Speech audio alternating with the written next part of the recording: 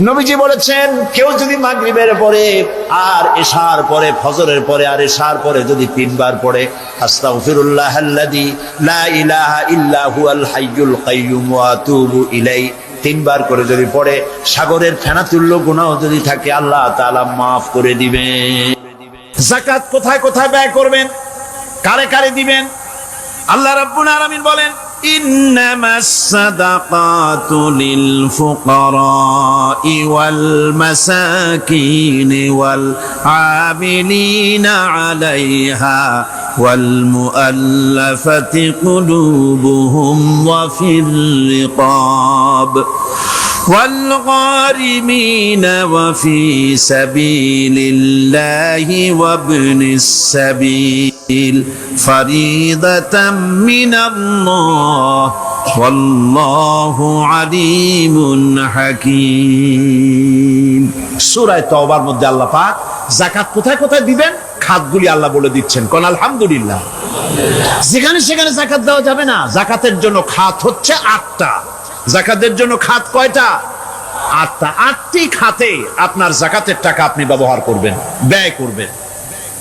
প্রথম দিবেন ফকিরদেরকে। প্রথম দিবেন কাদেরকে? ফকির। ফকির কারা? ফকির হচ্ছে নিজের জীবন জীবিকায় অন্যের মুখাপেক্ষী। তারপরে শিশু, এতিম, বিধবা, জীবন চালানো খুবই কষ্টকর, অভাবগ্রস্ত লোক, এরা হচ্ছে ফকির। আর মিসকিন হচ্ছে যারা নিজেদের প্রয়োজন উপযোগী অর্থ উপার্জন করার সামর্থ্য নাই, আর মানুষের কাছে আত্মমর্যাদার কারণে হাত পাততেও পারে না। এক কথায় এক গরিব ভদ্রলোক।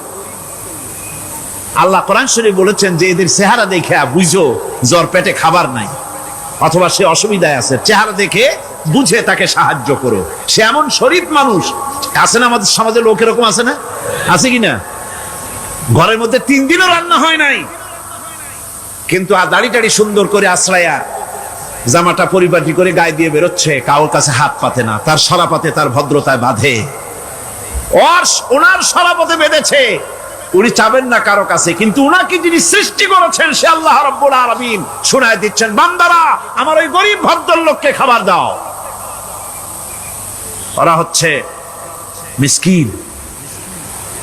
এরপরে আমিলিন, 3 নম্বরে আমিলিন, অর্থাৎ যারা যাকাত সরকারিভাবে যাকাত যারা আদায় করে, সেই আদায়কারীদেরকে এই যাকাতের টাকা দিয়ে তাদের সম্মানী দিতে বলা হয়েছে। ইসলামী গভর্নমেন্ট আসলে যাকাত তো আর আপনার খুশি মতো থাকবে না, যাকাত দিতে আপনি বাধ্য হবেন। যাকাত দিতে আপনি বাধ্য হবেন। যাকাত আদায় করবে গভর্নমেন্ট। কে আদায় করবে? গভর্নমেন্ট আদায় করবে, আর গভর্নমেন্ট ডিস্ট্রিবিউট করবে। ওয়াল মুআল্লাফাতিল কুলুব, মনতুষ্টির জন্য, যাদের মন জয় করতে হবে, এই ধরনের লোকদেরকে। ওয়ার রিকাব, আর গলদেশের মুক্তিদানের জন্য। ওয়াল গারিমিন, আর ঋণগ্রস্ত ব্যক্তি। তাও আবার এমন পর্যায়ের যে ঋণ পরিশোধ করতে গেলে যদি তার এমন অবস্থা হয় যে তার কাছে যাকাত দেওয়ার মতো টাকা থাকে না, এরকমের অবস্থা যদি হয়, তাহলে যাকাতের টাকা দিয়ে তার ঋণ পরিশোধ করে দেওয়া যেতে পারে। ফি সাবিলিল্লাহ। এরপরে হচ্ছে জিহাদের রাস্তা। জিহাদের রাস্তা মানে জিহাদ যখন শুরু হবে, সেই জিহাদের ময়দানে আপনি বন্দুক রাইফেল কিনে দেওয়ার সাহায্য করবেন, সেটা নয়। কিন্তু শুধু এটাকেই বোঝানো হয় নাই। ফি সাবিলিল্লাহ বলতে বোঝানো হয়েছে আল্লাহর রাস্তায় সংগ্রামরত সব ব্যাপারে আপনি সাহায্য করবেন, ইসলামী আন্দোলনের জন্য করবেন। যারা ইসলামের জন্য বইপত্র লেখে তাদের জন্য করবেন, যদি পয়সায় কুলাতে না পারে সেখানে সাহায্য করবেন। ইসলামী আন্দোলনকে বিজয় করার জন্য সাহায্য করবেন। এক কথায় আল্লাহর রাস্তা বলতে যা বুঝায় এগুলিকে দিবেন। ইবনে সাবিল, এরপরে পথিক মুসাফির। পথিক মুসাফির সে যদি বাড়িতে ধনী থাকে, ঢাকায় ধনী, কিন্তু চট্টগ্রামে এসে সর্বহারা হয়ে গেছে, টাকা পয়সা সব লুটপাট হয়ে গেছে, এখন বাড়ি ফেরার উপায় নাই, যাকাতের টাকা দিয়ে তাকে সাহায্য করা যেতে পারে। এই 8টি খাতে এভাবে যাকাত দেওয়ার জন্য আল্লাহ খাত সৃষ্টি করেছেন। কয়টা খাত হলো? 8টা খাত। কোরআনে কারীমের 3টি আয়াতে যাকাতের কথা এভাবে বলা হয়েছে, ইয়া আইয়ুহাল্লাযীনা আমানু আনফিকু মিন তাইয়্যিবাতি মা কাসাবতুম ওয়া মিম্মা আখরাজনা লাকুম মিনাল আরদ। হে ইমানদার লোকেরা, তোমরা যে সব পবিত্র অর্থ সম্পদ উপার্জন করো সেগুলি, এবং আমি জমিন থেকে তোমাদের যে ফসল দান করি, ফসল উৎপাদন করে দেই, তার থেকে তোমরা আল্লাহর পথে খরচ করো। এগুলো 1 নম্বর আয়াত। 2 নম্বর, প্রথম আয়াত বলা হয়েছে সূরা বাকারায়, আর সূরা আনআমে বলা হচ্ছে কুলু মিন সামারিহি ইযা আসমারা ওয়া আতু হাক্কাহু ইয়াওমা হাসাদিহি। তার উৎপাদিত ফল ফসল তোমরা খাও, আর ফসলের একটি অংশ ফসল কাটার দিনেই আল্লাহর হকটা, আল্লাহর অধিকারটা আদায় করে দাও। যেদিন তোমরা ফসল কাটবে সেদিনই এই অধিকারটা আদায় করে দাও। এই যে একটা ফরজ, এই ফরজটা মুসলমানেরা বেমালুম ভুলে গিয়েছে। ফসলের যাকাত তারা দেয় না। ফসলের যাকাতকে বলা হয় ওশর। কি বলা হয়? ওশর। এই ওশর এখন যদি আপনি গ্রামে গিয়া কোন শিক্ষিত লোককে যদি জিজ্ঞেস করেন, ভাই ওশর কি চেনো? সে বলবে, ভাই ওশর এটা কি জাতীয় প্রাণী, সারপোকা না তেলাপোকা না আরশোলা, আমি তো এই নামটাম তেমন শুনি টুনি নাই, বুঝবি না ওশরটা কি জিনিস। অথচ নামাজ রোজার মতোই ফরজ ওশর আদায় করা। কবে আদায় করবে?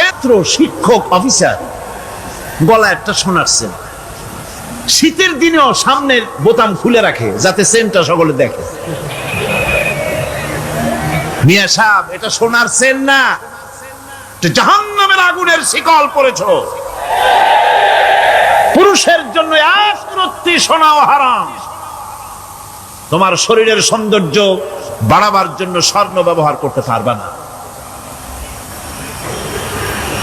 স্বর্ণ রৌপ্য জমা করলো আর আল্লাহর রাস্তায় খরচ করলো না।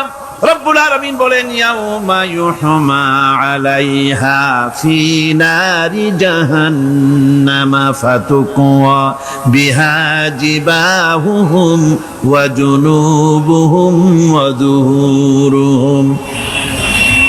একদিন আসবে এমন যেদিন এই সঞ্চিত ধনরাশি, সোনা দানাগুলি জাহান্নামের আগুন দিয়ে জ্বালানো হবে। আর জাহান্নামের আগুন দিয়ে জ্বালায়া এইগুলি দিয়ে তার পিঠের উপরে আর পাঁজরে সিল মারা হবে জাহান্নামের আগুন দিয়া। বলা হবে, হাদা মা কানাজতুম লিআনফুসিকুম ফাযুকু মা কুনতুম তাকনিজুন। মজা চাখো, স্বাদ গ্রহণ করো। এ হলো তোমার সেই সঞ্চিত সম্পদ, সঞ্চিত ধনরাশি যা তুমি জমা করেছো আর আল্লাহর রাস্তায় খরচ করনি। এখন এর শাস্তি গ্রহণ করো। সুতরাং সঞ্চয় করা, মাল জমা করা এক শ্রেণীর লোক আছে। আল্লাহ পাক বলছেন, আল্লাযী জামা মালান ওয়া আদ্দাদা। মাল জমা করে আর মোছে তেল মাখে। টেলিফোন করে, হ্যালো সোনালী ব্যাংকের ম্যানেজার সাহেব নাকি? বলে, হ্যাঁ, দেখুন তো আমার ব্যালেন্সটা কত। উনি বললেন, বল্টু সাহেব আপনার ব্যালেন্স হচ্ছে 50,77,372 টাকা 79 পয়সা। তখন মোজ ঘষে, আতর লাগায়, তেল মাখে আর মনে মনে আনন্দ হয়, আরো কিছু জমা করতে পারলেই তো কঠিন কোটায় পৌঁছে যাব। আল্লাযী জামা মালান ওয়া আদ্দাদা। মাল জমা করে আর গুনতে থাকে, আল্লাহর রাস্তায় খরচ করে না।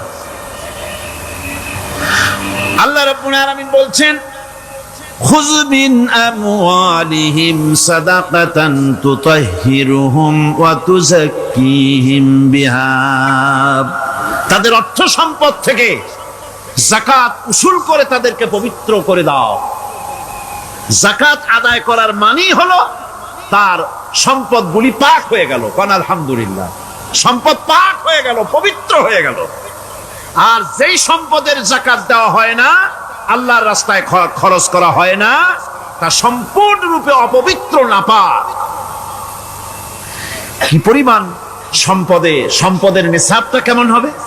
নিসাব হবে 52.5 তোলা রৌপ্য যদি আপনার কাছে থাকে, আপনি বাজার দর হিসাবে যাকাত দিবেন। স্বর্ণ 7.5 তোলা পর্যন্ত যদি হয়ে যায়, তাহলে অবশ্যই বাজার দর হিসাবে প্রতি বছর তার যাকাত দিবেন। ছাগল যদি 40টা থাকে, যাকাত দিবেন। গরু যদি 30টা থাকে, তাহলে যাকাত দিবেন। যাকাতের মাসলাটা খুবই কঠিন, যেখানে সেখানে গিয়ে জিজ্ঞেস করে এর জবাব পাওয়া সুকঠিন হয়ে যাবে। এই জন্য মাল পবিত্র করার জন্য, জাহান্নামের কঠিন শাস্তি থেকে বাঁচার জন্য আমি আপনাদেরকে উপদেশ দেব, সাজেশন করব, পরামর্শ দেব একটা বই পড়ার জন্য। বইটা লেখক হচ্ছেন আল্লামা ইউসুফ আল কারজাবী। বর্তমান আসরে, এই বর্তমান বিশ্বের একজন সাহসী মুফাক্কির ইসলাম, কাতার ইউনিভার্সিটির শরিয়া ফ্যাকাল্টির ডিন। তার লেখা ফিকহুজ যাকাত, বিশাল এই আরবি গ্রন্থের অনুবাদ করেছেন অনুবাদ রাজ্যের রাজা, এদেশে ইসলামী আন্দোলনের, এই ভূখণ্ডের পুরোধা ইসলামী আন্দোলনের বর্তমান সব নেতাদের ওস্তাদ আল্লামা হযরত মাওলানা আব্দুর রহিম সাহেব রাহিমাহুল্লাহ, আল্লাহ তাকে জান্নাতুল ফেরদাউসের মেহমান বানায় নিক, জোরে কোন আমিন। তিনি এটার অনুবাদ করেছেন ইসলামে যাকাতের বিধান। ইসলামে, নামটা মনে রাখেন, ইসলামে যাকাতের বিধান। ইসলামী ফাউন্ডেশন বইটা বের করেছে, এত বড় 2টি খণ্ড। এই বইটি আপনারা সংগ্রহ করবেন, ইসলামের যাকাত বিধান। বইটি আপনারা সংগ্রহ করবেন মনে করে। আল্লাহর রাহে যে আপনি খরচ করবেন, সেই খরচ করার জন্য আল্লাহ রাব্বুল আলামিন কয়েকটা মূলনীতি দিয়েছেন। কিভাবে, কি মন মানসিকতা নিয়ে খরচ করবেন। খরচ করলেই কিন্তু সওয়াব হবে না।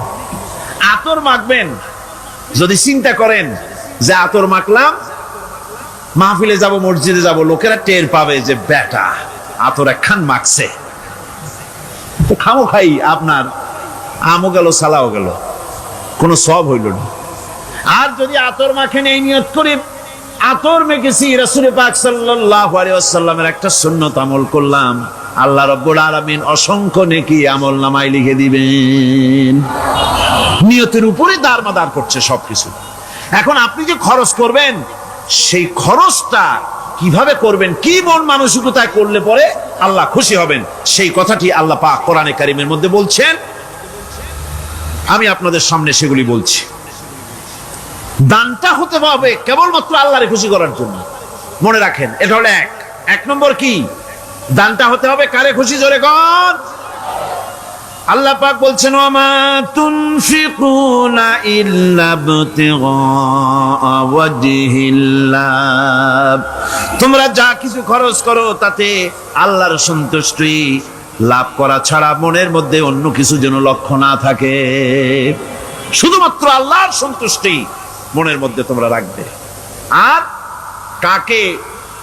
কাউকে কোন জিনিস দিয়ে তার কাছে অনুগ্রহ প্রকাশ করতে পারবে না। আমি তোমার এই উপকার করছিলাম, তুমি নেমক হারামের মতো আজ কথা বলো, এরকম বলে না। কাউকে কিছু দিয়ে অনুগ্রহ প্রকাশ করবা না, তার মনে ব্যথা দিবা না।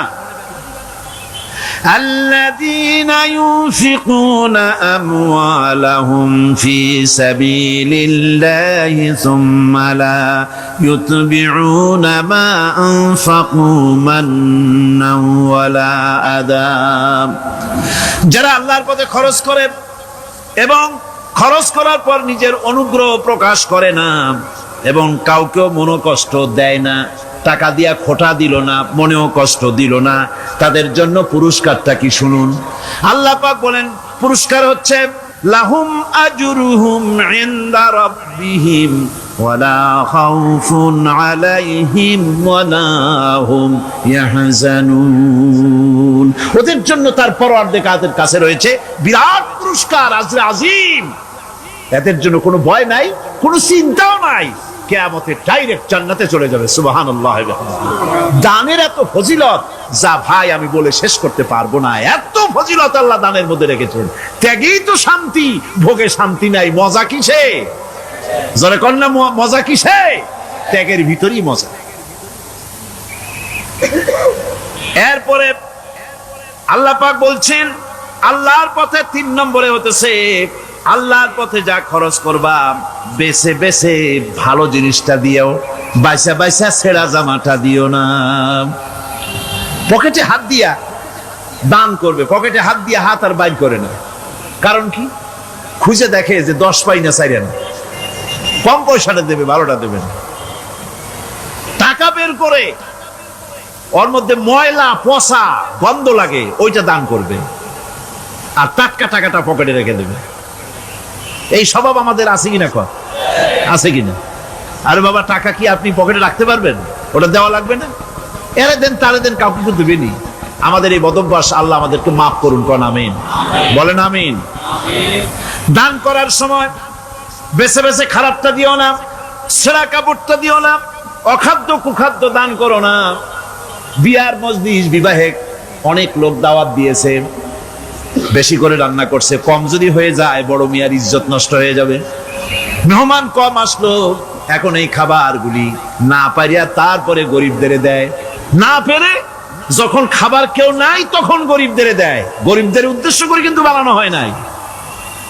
এটা হলো একজনের রুটি খাচ্ছিল, এক কৃপণ বখিল রুটি খেতে বসেছে। সিল একটা এসে রুটিতে সু মারল, সু মেরে রুটিটা নিয়ে গেছে। বেচারা পিছনে পিছনে দৌড় আরম্ভ করছে, গালি দিতে দিতে। মরার সিল, আর তুই জায়গা পাইলি না। চিলের পিছনে দৌড়াতে দৌড়াতে নদীর পারে চলে আসছে।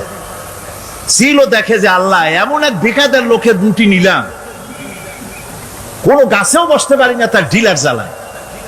শেষ পর্যন্ত পাশে ছিল নদী, নদীর উপর দিয়া চিল উড়ে ওপার যাওয়া আরম্ভ করছে।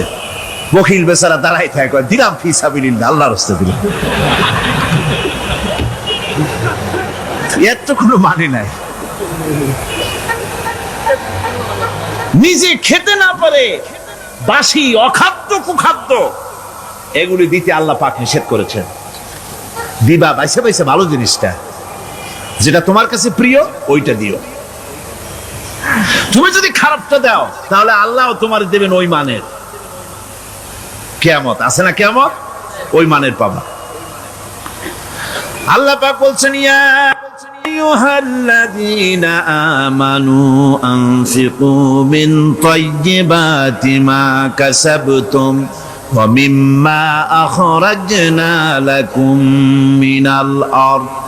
তোমরা যে উপার্জন করেছো, সেই উপার্জনে তোমাদের জন্য যা উপার্জন করেছো তাই, আর মাটি থেকে আমি যা তোমাদের জন্য দিয়েছি তার থেকে ভালো জিনিস, ভালো ভালো জিনিস আমার রাস্তায় খরচ করো। এটা কার অর্ডার? আল্লাহর অর্ডার। আর খরচ করার জন্য ওয়ালা তায়াম্মামুল খাবিসা মিনহু তুনফিকুন, খরচ করার জন্য বাইসা বাইসা খারাপ জিনিসগুলি খুঁজে বেড়াইও না, ভালো জিনিসগুলি আমার রাস্তায় খরচ করো। আর যতদূর সম্ভব গোপনে দিও, যতদূর সম্ভব দান গোপনে করি। মানুষকে শুনায়ও না অমুক জায়গায় দিলাম, বা মানুষের দেখায় দেখা দিও না। কোন কোন শহর আছে কোরবানির সময় বিরাট গরু কেনা হয়, সেই গরুর গলায় মালা দিয়া তারপরে শহরের রাস্তায় রাস্তায় ঘুরানো হয়, অমুক মিয়া সাহেব এই গরুটা কোরবানি করবে। এরকম চিটাগংয়ে হয় না, অন্য অন্য জেলায় হয়। জি, এখানেই বেশি হয়। তাই? আশ্চর্য কথা। তাহলে তো উচিত, এরকম যদি উদ্দেশ্য হয় তাহলে বড় মিয়া গরুর সাথে একসাথেই হাঁটা উচিত। লোকেরা বুঝুক কোন বড় মিয়া আর কোন বড় গরু। আপনি এটা করলেন কি জন্য? এই কাজটা তো নিন্দনীয় কাজ। আর প্রতিযোগিতামূলক কোরবানি করা, প্রতিযোগিতামূলক 35,000 টাকার গরু কোরবানি করা হলো, মানে নাই। মানুষকে শুনাইয়া, মানুষকে দেখাইয়া যদি করা হয় কোনো ফল পাওয়া যাবে না। আমার বন্ধুগণ, আল্লাহ রাব্বুল আলামিন বলছেন মানুষকে দেখাবার জন্য দান সদকা করো না। ইন তুবদুস সাদাকাতি ফানি'ম্মা হিয়া وإن تخفوها وتؤتوها الفقراء فهو خير لكم ويكفر عنكم من سيئاتكم প্রকাশ্যভাবে খরচ করলে তা ভালো। আল্লাহ পাক বলছেন প্রকাশ্যভাবে খরচ করলে তা ভালো, কিন্তু গোপনে দান করা সবথেকে উত্তম। তবে প্রকাশ্যে দান করতে গিয়ে যদি এটা এই জন্য হয় যে আমি দিলে পরে আরো একজন উৎসাহিত হয়ে যাবে, সমাজ কল্যাণ পরিষদের এত বড় বিশাল মাহফিল, 16 লক্ষ টাকা খরচ হবে, দিলাম আমি 1 লাখ টাকা, এটা শুনাইয়া বলার পর আমার কথা শুনিয়া আরো যাদের টাকা আছে তারা হয়তো 2 লাখ দেবে, এই চিন্তা করে যদি তারগিবের জন্য, উৎসাহ প্রদানের জন্য, ইন্সপিরেশনের জন্য যদি হয়, এই নিয়ত হলে ক্ষতি নেই। কিন্তু সর্বাবস্থায় দানটা গোপন হয় ভালো। আল্লাহ পাক বলেন গোপনে যদি তুমি দান করো তাহলে আমি রব্বুল আলামিন ওই গোপন দানের বিনিময় তোমার সমস্ত গোপনীয় গুনাহগুলি আমি রব্বুল আলামিন মাফ করে দেব,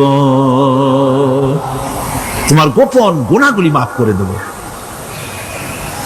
5 নম্বরে হচ্ছে নির্বোধ আর অজ্ঞ লোকদেরকে প্রয়োজনের অতিরিক্ত টাকা দিবা না। দেখেন ইসলামের কি সুন্দর বিধান। বোকা, নির্বোধ, অজ্ঞ আছে না সমাজে? তুমি মহব্বতে, আল্লাহর মহব্বতে ওর লাগে 500 টাকা দিয়ে দিলা 5000 টাকা, এ তো সর্বনাশ করে ফেলাবে, সে তো খারাপ টাকায় তা ব্যয় করবে। এই জন্য অজ্ঞ লোকদেরকে, নির্বোধ লোকদেরকে প্রয়োজনের অতিরিক্ত দিতে আল্লাহ নিষেধ করেছেন। তবে আল্লাহর ইচ্ছা হচ্ছে এই যে যত বড় পাপী হোক আর যত বড় খোদাদ্রোহী হোক না কেন, প্রত্যেকের খাওয়া, পড়া, শিক্ষা, চিকিৎসা গ্যারান্টি দিতে হবে। সুবহানাল্লাহ। কোন এর নাম তো আল্লাহ, এর নাম কি? আল্লাহ পাক, যার ভেতরে কোনো কার্পণ্যতা নাই। আল্লাহরে মানলেও আল্লাহ খাইতে দেন, না মানলেও দেন, সকলকেই দেন সমভাবে।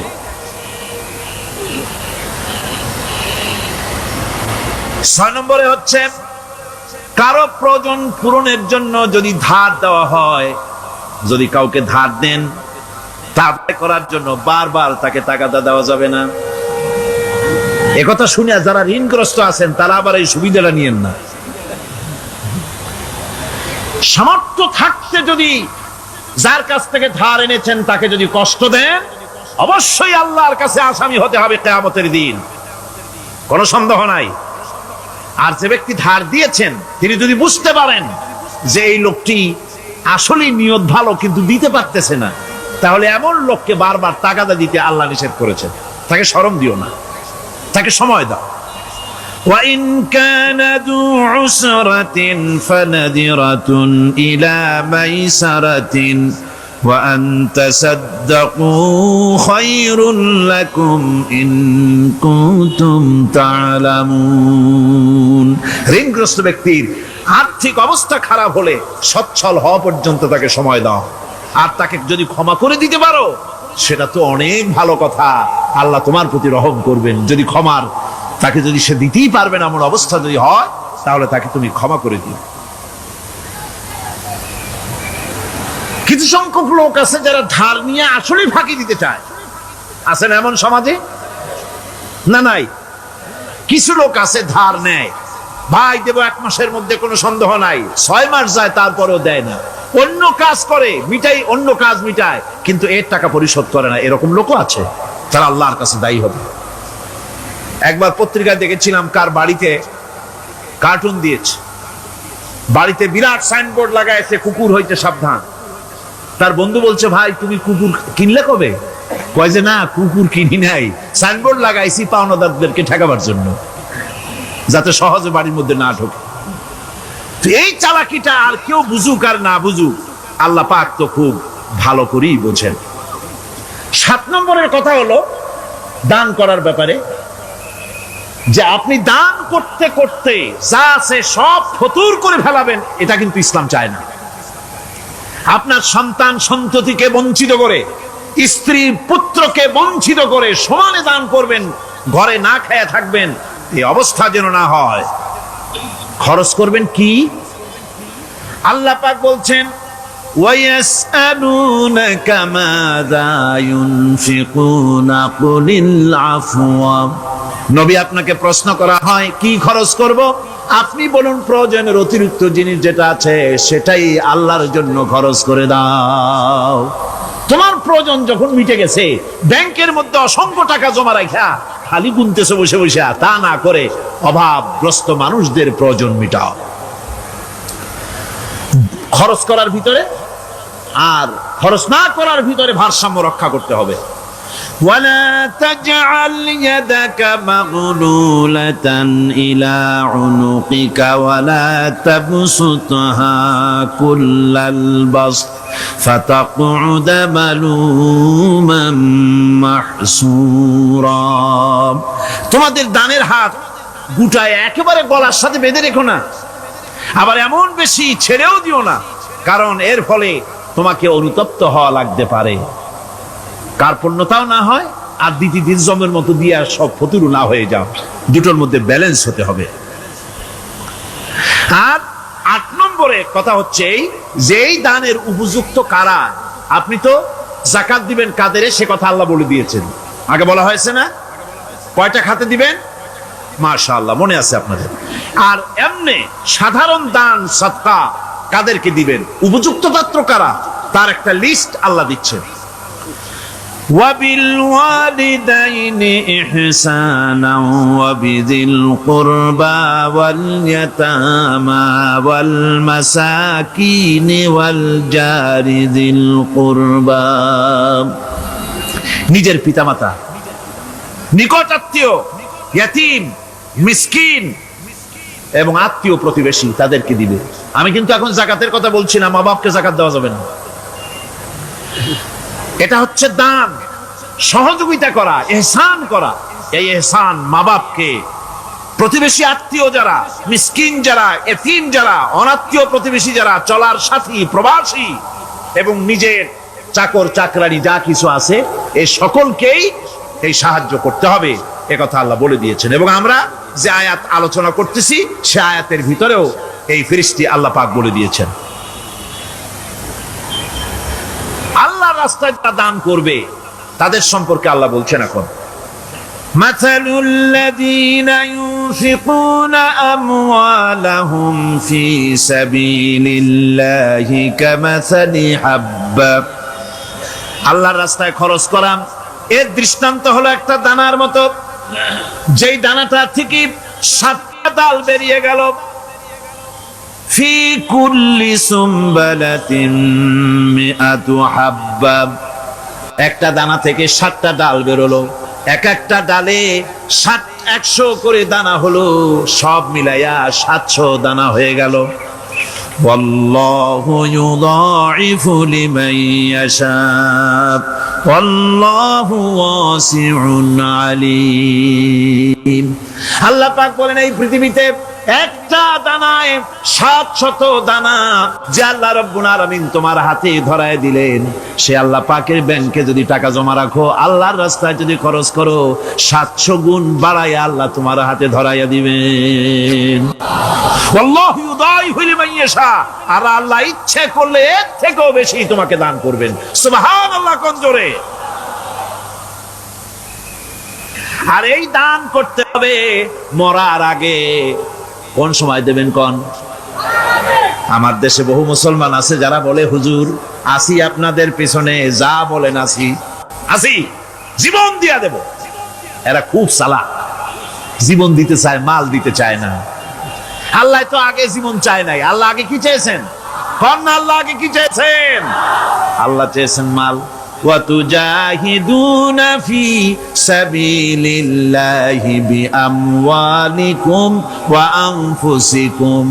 আল্লাহ পাক বলেন জিহাদ করো আমার রাস্তায় মাল দিয়ে আর জান দিয়ে।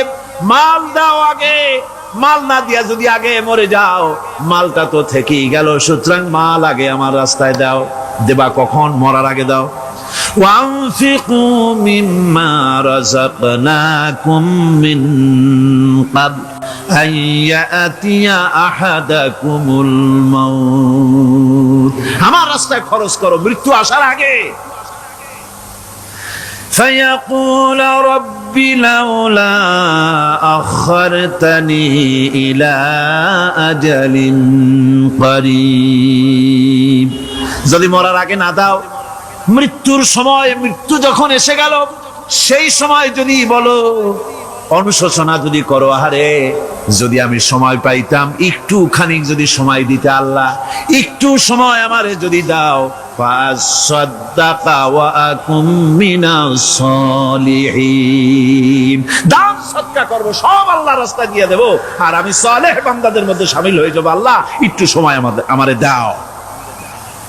আল্লাহ পাক বলছেন, ওয়ালা ইউআখিরাল্লাহু নাফসান ইযা জাআ আজালুহা আল্লাহু খাবীরুম বিমা তা'মালুন। মৃত্যুর নির্ধারিত সময় আসলে এক সেকেন্ড আগে পাশে করা হবে না। সুতরাং মৃত্যুর আগে খরচ করো। আপনি মনে করবেন যে আপনি মরে গেলে পরে আপনার ছেলে মেয়ে আপনার জন্য করবে, খরচ করবে। হ্যাঁ করবে ঠিক, মরার পরে কুলখানির পরে 40, তারপরে শেষ, এরপর আর করবে। আপনার ছেলে মেয়ে আপনার জন্য করবে তার প্রমাণ তো আপনি নিজে। আপনি আপনার ছেলের মেয়ের জন্য কি করেছেন? আপনার মা বাবার জন্য কি করছেন? আপনার মা বাবার জন্য যদি আপনি কিছু না করে থাকেন, আপনার ছেলে মেয়ে আপনার জন্য করবে না। সুতরাং নিজের কাজ নিজে করেন। আপনার পিঠ যদি চুলকায়, আর নাতিরে যদি বলেন নাতি পিঠটা চুলকায় দাও, সে যে জায়গা চুলকাবে আপনি করবেন উত্তর দিকে, সে উত্তর দিকে, আর দক্ষিণ দিকে, উপরে নিচে, পিঠে, পাশার কাছে, যে জায়গায় আঙ্গুল দেবে আপনি করবেন ওখানে না, আবার আরেকটু উপরে দাও, আরেকটু পাশে দাও, জায়গা মতো পড়বেই না। আর কষ্ট করে নিজের হাতটা যদি পৌঁছাইতে পারেন জায়গা মতো পড়ে, একবার চুলকানি মারলেই চুলকানি শেষ, ঠিক কিনা? সুতরাং আপনি অন্যের উপরে ভরসা না করে নিজের খরচ নিজেই করে যান, নিজের কাজ নিজে করে যান, আল্লাহর রাস্তায় খরচ করে যান, বেশি পরিমাণে খরচ করেন। যত খরচ করবেন আল্লাহ রাব্বুল আলামিন রাজি হয়ে যাবে। কোন সুবহানাল্লাহ। ভিত্তিক অর্থ ব্যবস্থা কায়েম করে, আর অনৈসলামিক সরকার সুদ ভিত্তিক অর্থ ব্যবস্থা কায়েম করে। যাকাত আর সুদের মধ্যে পার্থক্য কি? যাকাত হচ্ছে, এক কথায় বুঝাই, ব্যাখ্যা দেব না, এক কথায় বুঝাবো, কে করেছেন হারাম। এই সুদের মধ্যে 70টি গুনাহ, তার ছোট্ট গুনাহ হলো নিজের মায়ের সাথে জিনা করা। জোরে কোন নাউজুবিল্লাহ। মায়ের সাথে জিনা করার চাইতেও নিকৃষ্ট, এটা হলো ছোট গুনাহ। টের পাইছেন? এটি হলো ছোট গুনাহ। তাহলে বড় গুনাহ কি? বড় গুনাহ হচ্ছে আল্লাহ আর তার রাসূলের সাথে যুদ্ধ করা। নাউজুবিল্লাহ পড়ে। সুতরাং এই সুদ ভিত্তিক অর্থ ব্যবস্থার,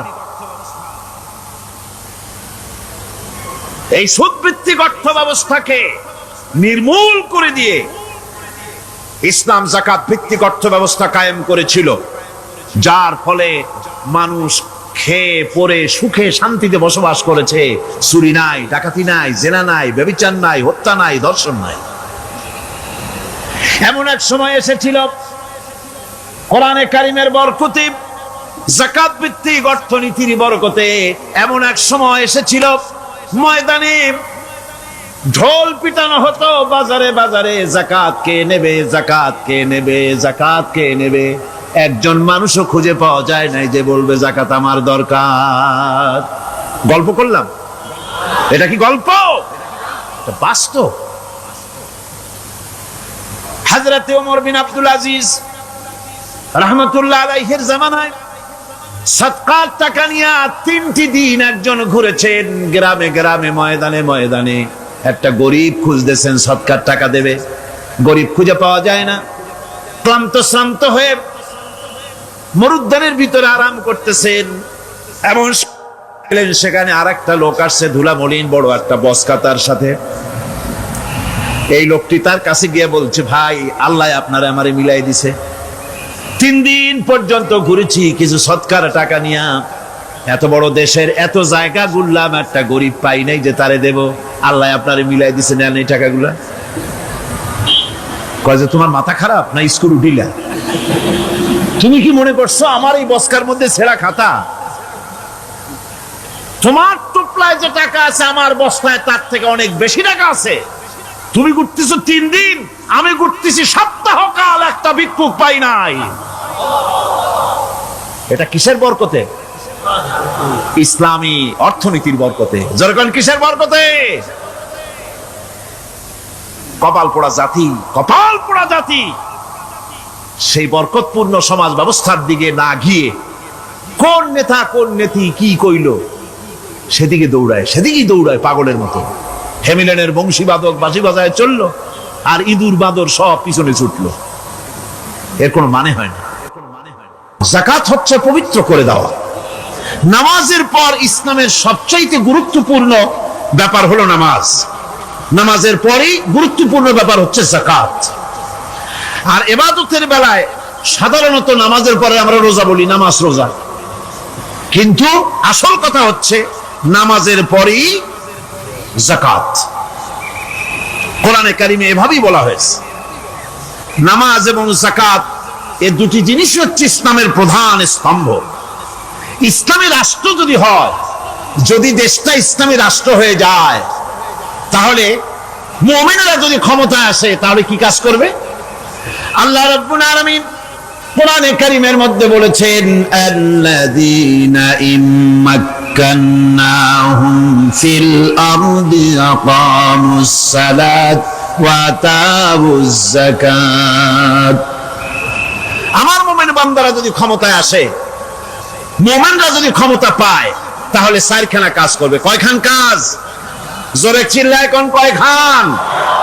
প্রথম কাজ, ক্ষমতায় এসেই নামাজ প্রতিষ্ঠা করবে। প্রথম কাজ কি? নামাজ প্রতিষ্ঠা করবে। সে নামাজের কথা বলবো কালকে। 2 নম্বরের কাজ হলো যাকাত আদায় করবে। 2 নম্বরের কাজ কি? যাকাত আদায় করবে। যাকাত বোর্ড গঠন করবে না, যাকাত আদায় করবে। যে সরকার নামাজ প্রতিষ্ঠা করে না, সে সরকারের যাকাত বোর্ড করে যাকাত আদায় করার অধিকার থাকার কথা নয়। সুবিধাবাদ জিন্দাবাদ দিলে তো চলবে না। যাকাতের টাকা নিয়ে করেন কল্যাণমূলক কাজ, কিন্তু আল্লাহর হুকুম তো সেরকম না। আল্লাহর প্রথম হুকুম হলো নামাজ প্রতিষ্ঠা করতে হবে, তারপরে যাকাত আদায় করতে হবে। কোরআন শরীফ খোলার সাথে সাথে যে জিনিসটা নজরে পড়ে সেটা কি? কোরআনে কারীম খোলার সঙ্গে সঙ্গে যে জিনিসটি নজর পড়ে তা হলো আলিফ লাম মিম যালিকাল কিতাবু লা রাইবা ফীহি হুদাল লিল মুত্তাকিন আল্লাযীনা ইউমিনুনা বিল গায়বি ওয়া ইউকিমুনাস সালাতা ওয়া মিম্মা রাযাকনাহুম ইউনফিকুন। এই কিতাবের মধ্যে কোনো সন্দেহ নাই, মুত্তাকিনদের জন্য এই কিতাব হেদায়েতের জন্য এসেছে। আর মুত্তাকি হচ্ছে তারা যারা নাকি গায়েবের প্রতি ঈমান আনে, অদৃশ্যকে বিশ্বাস করে, নামাজকে প্রতিষ্ঠা করে, আর আমি যে রিজিক দিয়েছি তার দ্বারা আমার রাস্তায় খরচ করে। ইসলাম নামাজের পরই যাকাতের জায়গাটা দিয়েছে। যেখানেই আছে আকিমুস সালাত, সেখানেই আছে ওয়াতুজ যাকাত। দেখছেন কি ধরনের একটা মিল? যেখানেই নামাজ প্রতিষ্ঠা করো সেখানে যাকাত আদায় করো। তার মানে হলো নামাজ সঠিকভাবে প্রতিষ্ঠা হতেই পারে না যাকাত ভিত্তিক অর্থ ব্যবস্থা পরিচালিত হওয়া ছাড়া। কারণ একটি গরিব মানুষ, পেটে খাবার নাই, সে নামাজ পড়তে যখন দাঁড়িয়েছে তার নিজের পেটে খাবার নাই, তার বাচ্চা অসুখে তড়পাচ্ছে, তার ছেলের পরীক্ষার ফি নাই, ফি দেওয়ার মতো পয়সা নাই, তার স্ত্রীর পরনে কাপড় নাই, নামাজ পড়তে দাঁড়িয়েছে, স্বাভাবিকভাবেই নিজের ক্ষুধার যন্ত্রণা, বিবি বাল বাচ্চার কষ্টের কথা এগুলি তার মনের মধ্যে তোলপাড় করে উঠবে। এ কথা আল্লাহর চাইতে আর কে ভালো বুঝবে? সেই জন্য আল্লাহ পাক বলেছেন, আকিমুস সালাত ওয়া আতুজ যাকাত, নামাজ প্রতিষ্ঠা করো, যাকাত আদায় করো। নামাজ আর যাকাতকে পাশাপাশি রাখা হয়েছে। আর এই নামাজ আর যাকাত দুনিয়ার সমস্ত নবীদের উপর আল্লাহ ফরজ করেছিলেন। কোন সুবহানাল্লাহ। এ শুধু আপনার আমার নবীর উপরে না, দুনিয়ার সব নবীদের উপরে নামাজ আর যাকাত কি ছিল? ফরজ। হযরত ইব্রাহিম আলাইহিস সালাম এবং তার বংশের নবীদের কথা উল্লেখ করার পর আল্লাহ রাব্বুল আলামিন বলছেন, ওয়াজআলনাহুম আইম্মাতান ইয়াহদুনা বিআমরিনা وأوحينا إليهم فعل الخيرات وإقام الصلاة وإيتاء الزكاة وكانوا لنا عابدين وجعلناهم أئمة আমি সমস্ত নবীদেরকে নেতা বানাইছি সমস্ত নবীরা কি আর এক শ্রেণীর কি বলবো আমি আমার কাছে ভাষা আসতেছে না এক শ্রেণীর ভদ্রলোক বলি ওনারা বলেন নবীদের নেতা কওয়া যাবে না আশ্চর্য কথা এই আয়াতের অর্থ তারা কি করবেন ওয়াজআল্লাহুম আইম্মাতান নবীদের কথা বলা হচ্ছে আমি সমস্ত নবীদেরকে নেতা বানিয়েছি তাদেরকে আমি নির্দেশ করেছি ভালো কাজের তারা কল্যাণমূলক কাজ করবে এটা নির্দেশ করেছি নেতা বানিয়েছি আর তাদেরকে বলেছি কল্যাণমূলক কাজ করার জন্য নামাজকে প্রতিষ্ঠা করার জন্য যাকাতকে আদায় করার জন্য আর তারা সবাই ছিল আমার অনুগত বাধ্যগত নবীরা সব হলেন নেতা নবীরা কি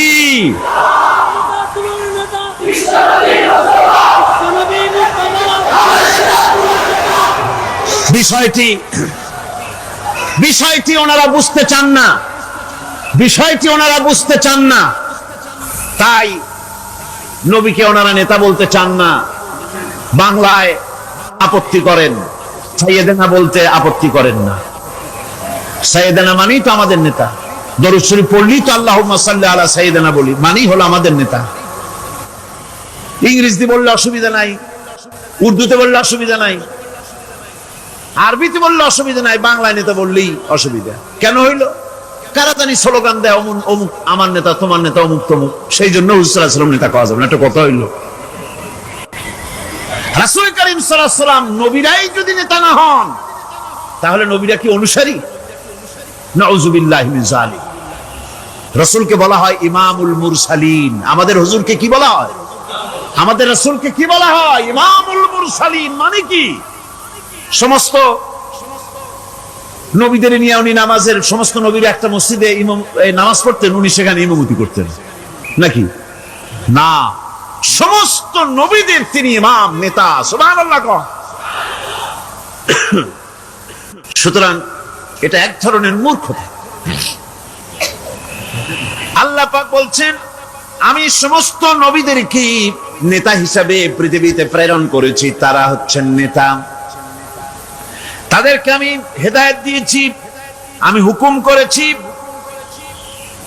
ওহীর মাধ্যমে জনকল্যাণমূলক কাজ তোমরা করো নামাজ প্রতিষ্ঠা করো কল্যাণমূলক কাজ করো ফেলাল খায়রাত কল্যাণমূলক কাজ করো আর নামাজ প্রতিষ্ঠা করো যাকাতকে আদায় করো আর তারা সবাই ছিল আমার বাধ্যবাধকতা ইসমাঈল আলাইহিস সালাম সম্পর্কে বলা হয়েছে وكان يأمر أهله بالصلاة والزكاة وكان عند ربه مرضيا সে তার স্বজনদেরকে নামাজের হুকুম করত নামাজের এবং যাকাতের নির্দেশ দিতেন হযরত ইসমাঈল আলাইহিস সালাম আর তিনি ছিলেন বিশেষ মর্যাদার অধিকারী মুসা আলাইহিস সালাম এবং তার কওমকে আল্লাহ পাক এই অর্ডার দিয়েছিলেন মুসা আলাইহিস সালাম বলেছিলেন আয় আল্লাহ আমার কওমকে যেন তুমি গজব দিও না তাদেরকে তুমি শাস্তি দিও না আল্লাহ পাক হযরত মুসা আলাইহিস সালামের এই প্রার্থনার জবাবে আল্লাহ পাক বললেন আযাবি উসিবু বিহি মান আশাউ ওয়া রাহমাতি ওয়াসিআত কুল্লা শাইইন আমি যাকে চাইবো আমার আযাবে নিক্ষেপ করব তবে সকল জিনিসের উপর আমার রহমত পরিবেষ্টিত আছে তবে হ্যাঁ ফাসাকতুবুহা লিল্লাযীনা ইয়াত্তাকুনা ওয়া ইউতুনাজ যাকাতা ওয়াল্লাযীনা হুম বিআয়াতিনা ইউমিনুন আমি এই রহমত কেবলমাত্র তাদের জন্য লিখে রাখবো যারা নাকি নামাজ প্রতিষ্ঠা করবে আর যারা যাকাত আদায় করবে আমি তাদেরকে আমার গজব থেকে বাঁচায়া দেব যাকাত যারা আদায় করবে আমি তাদেরকে আমার শাস্তি থেকে গজব থেকে রক্ষা করব রাসূল করিম সাল্লাল্লাহু আলাইহি ওয়াসাল্লামের পূর্বে শেষ নবী হচ্ছেন হযরত ঈসা আলাইহিস সালাম। তাকে আল্লাহ পাক এই অর্ডারই করেছেন। কোরআনে কারিমে বলা হচ্ছে ওয়াজআলানি মুবারাকান আইনামা কুনতু ওয়া আওসানি বিস-সালাতি ওয়াজ-যাকাতি মা দুমতু হাইয়া। আমি যেখানেই থাকি না কেন আমাকে অর্ডার করা হয়েছে যতদিন বেঁচে থাকবো আমি ততদিন যেন আমি নামাজ আদায় করি আর যাকাত দেই। ঈসা আলাইহিস সালাম বলছেন আল্লাহ পাক আমার উপরে নির্দেশ করেছেন আমি যেখানেই থাকি আর যতদিন বাঁচি আমাকে নামাজ আর যাকাত এই দুটি জিনিস সম্পর্কে আল্লাহ পাক আমাকে আদেশ করেছেন। এখন যাকাত দিতে হবে, গুরুত্বপূর্ণ ব্যাপার।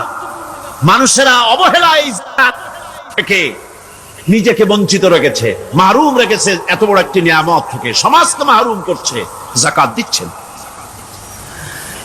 কোরআনে কারিমের 3টি আয়াতে যাকাতের কথা এভাবে বলা হয়েছে, ইয়া আইয়ুহাল্লাযীনা আমানু আনফিকু মিন তাইয়্যিবাতি মা কাসাবতুম ওয়া মিম্মা আখরাজনা লাকুম মিনাল আরদ। হে ইমানদার লোকেরা, তোমরা যে সব পবিত্র অর্থ সম্পদ উপার্জন করো সেগুলি এবং আমি জমিন থেকে তোমাদের যে ফসল দান করি, ফসল উৎপাদন করে দেই, তার থেকে তোমরা আল্লাহর পথে খরচ করো।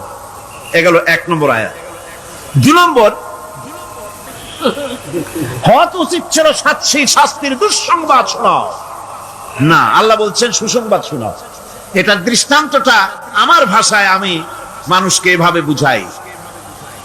ছেলে খুব দুষ্ট, দুষ্টামির ঠেলায় অস্থির, তার মা মোটেই সামলাতে পারছে না।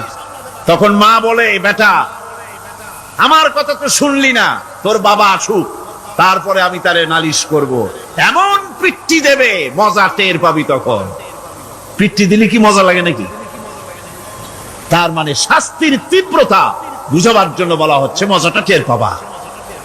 আল্লাহ রাব্বুল আলামিন বলছেন, কঠিন পীড়াদায়ক শাস্তির সুসংবাদ ওদের দাও, সোনা রূপা যারা জমা করে রাখে, যাকাত দেয় না, আল্লাহর রাস্তায় খরচ করে না। সোনা এখন পুরুষেরাও ব্যবহার করা আরম্ভ করছে। অবশ্য চিটাগং এ এমন কাম শুরু হয়নি। ছাত্র, শিক্ষক, অফিসার গলা একটা সোনার চেন, শীতের দিনেও সামনের বোতাম খুলে রাখে যাতে চেনটা সকলে দেখে। মিয়া সাহেব, এটা সোনার চেন না, জাহান্নামের আগুনের শিকল পড়েছ। পুরুষের জন্য এক রত্তি সোনাও হারাম। তোমার শরীরের সৌন্দর্য বাড়াবার জন্য স্বর্ণ ব্যবহার করতে পারবা না। স্বর্ণ রৌপ্য জমা করলো আর আল্লাহর রাস্তায় খরচ করলো না।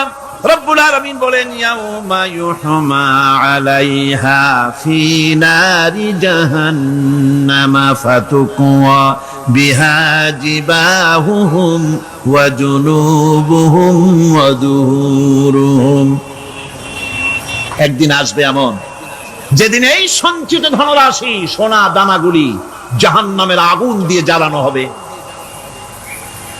আর জাহান্নামের আগুন দিয়ে জ্বালায়া এইগুলি দিয়ে তার পিঠের উপরে আর পাঁজরে সিল মারা হবে জাহান্নামের আগুন দিয়া। বলা হবে, হাদা মা কানাজতুম লিআনফুসিকুম ফাযুকু মা কুনতুম তাকনিজুন।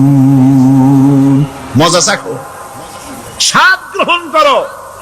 এ হলো তোমার সেই সঞ্চিত সম্পদ, সঞ্চিত ধনরাশি যা তুমি জমা করেছো আর আল্লাহর রাস্তায় খরচ করনি।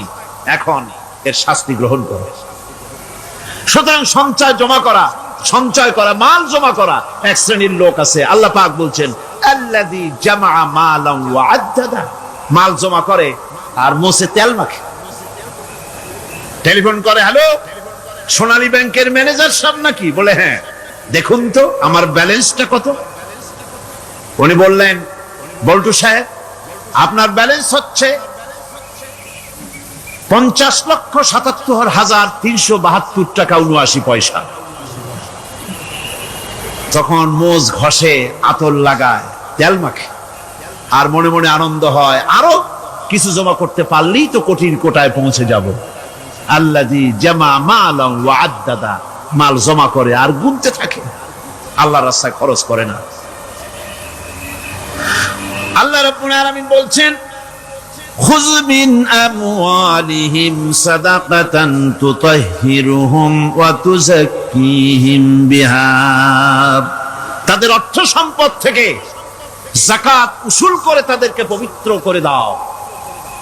যাকাত আদায় করার মানেই হলো তার সম্পদগুলি পাক হয়ে গেল। কোন আলহামদুলিল্লাহ, সম্পদ পাক হয়ে গেল, পবিত্র হয়ে গেল। আর যেই সম্পদের যাকাত দেওয়া হয় না, আল্লাহর রাস্তায় খরচ করা হয় না, তা সম্পূর্ণরূপে অপবিত্র, নাপাক। কি পরিমাণ সম্পদের নিসাবটা কেমন হবে? নিসাব হবে 52.5 তোলা রৌপ্য যদি আপনার কাছে থাকে, আপনি বাজার দর হিসাবে যাকাত দিবেন। স্বর্ণ 7.5 তোলা পর্যন্ত যদি হয়ে যায়, তাহলে অবশ্যই বাজার দর হিসাবে প্রতি বছর তার যাকাত দিবেন। ছাগল যদি 40টা থাকে, যাকাত দিবেন। গরু যদি 30টা থাকে, তাহলে যাকাত দিবেন। যাকাতের মাসলাটা খুবই কঠিন, যেখানে সেখানে গিয়ে জিজ্ঞেস করে এর জবাব পাওয়া সুকঠিন হয়ে যাবে।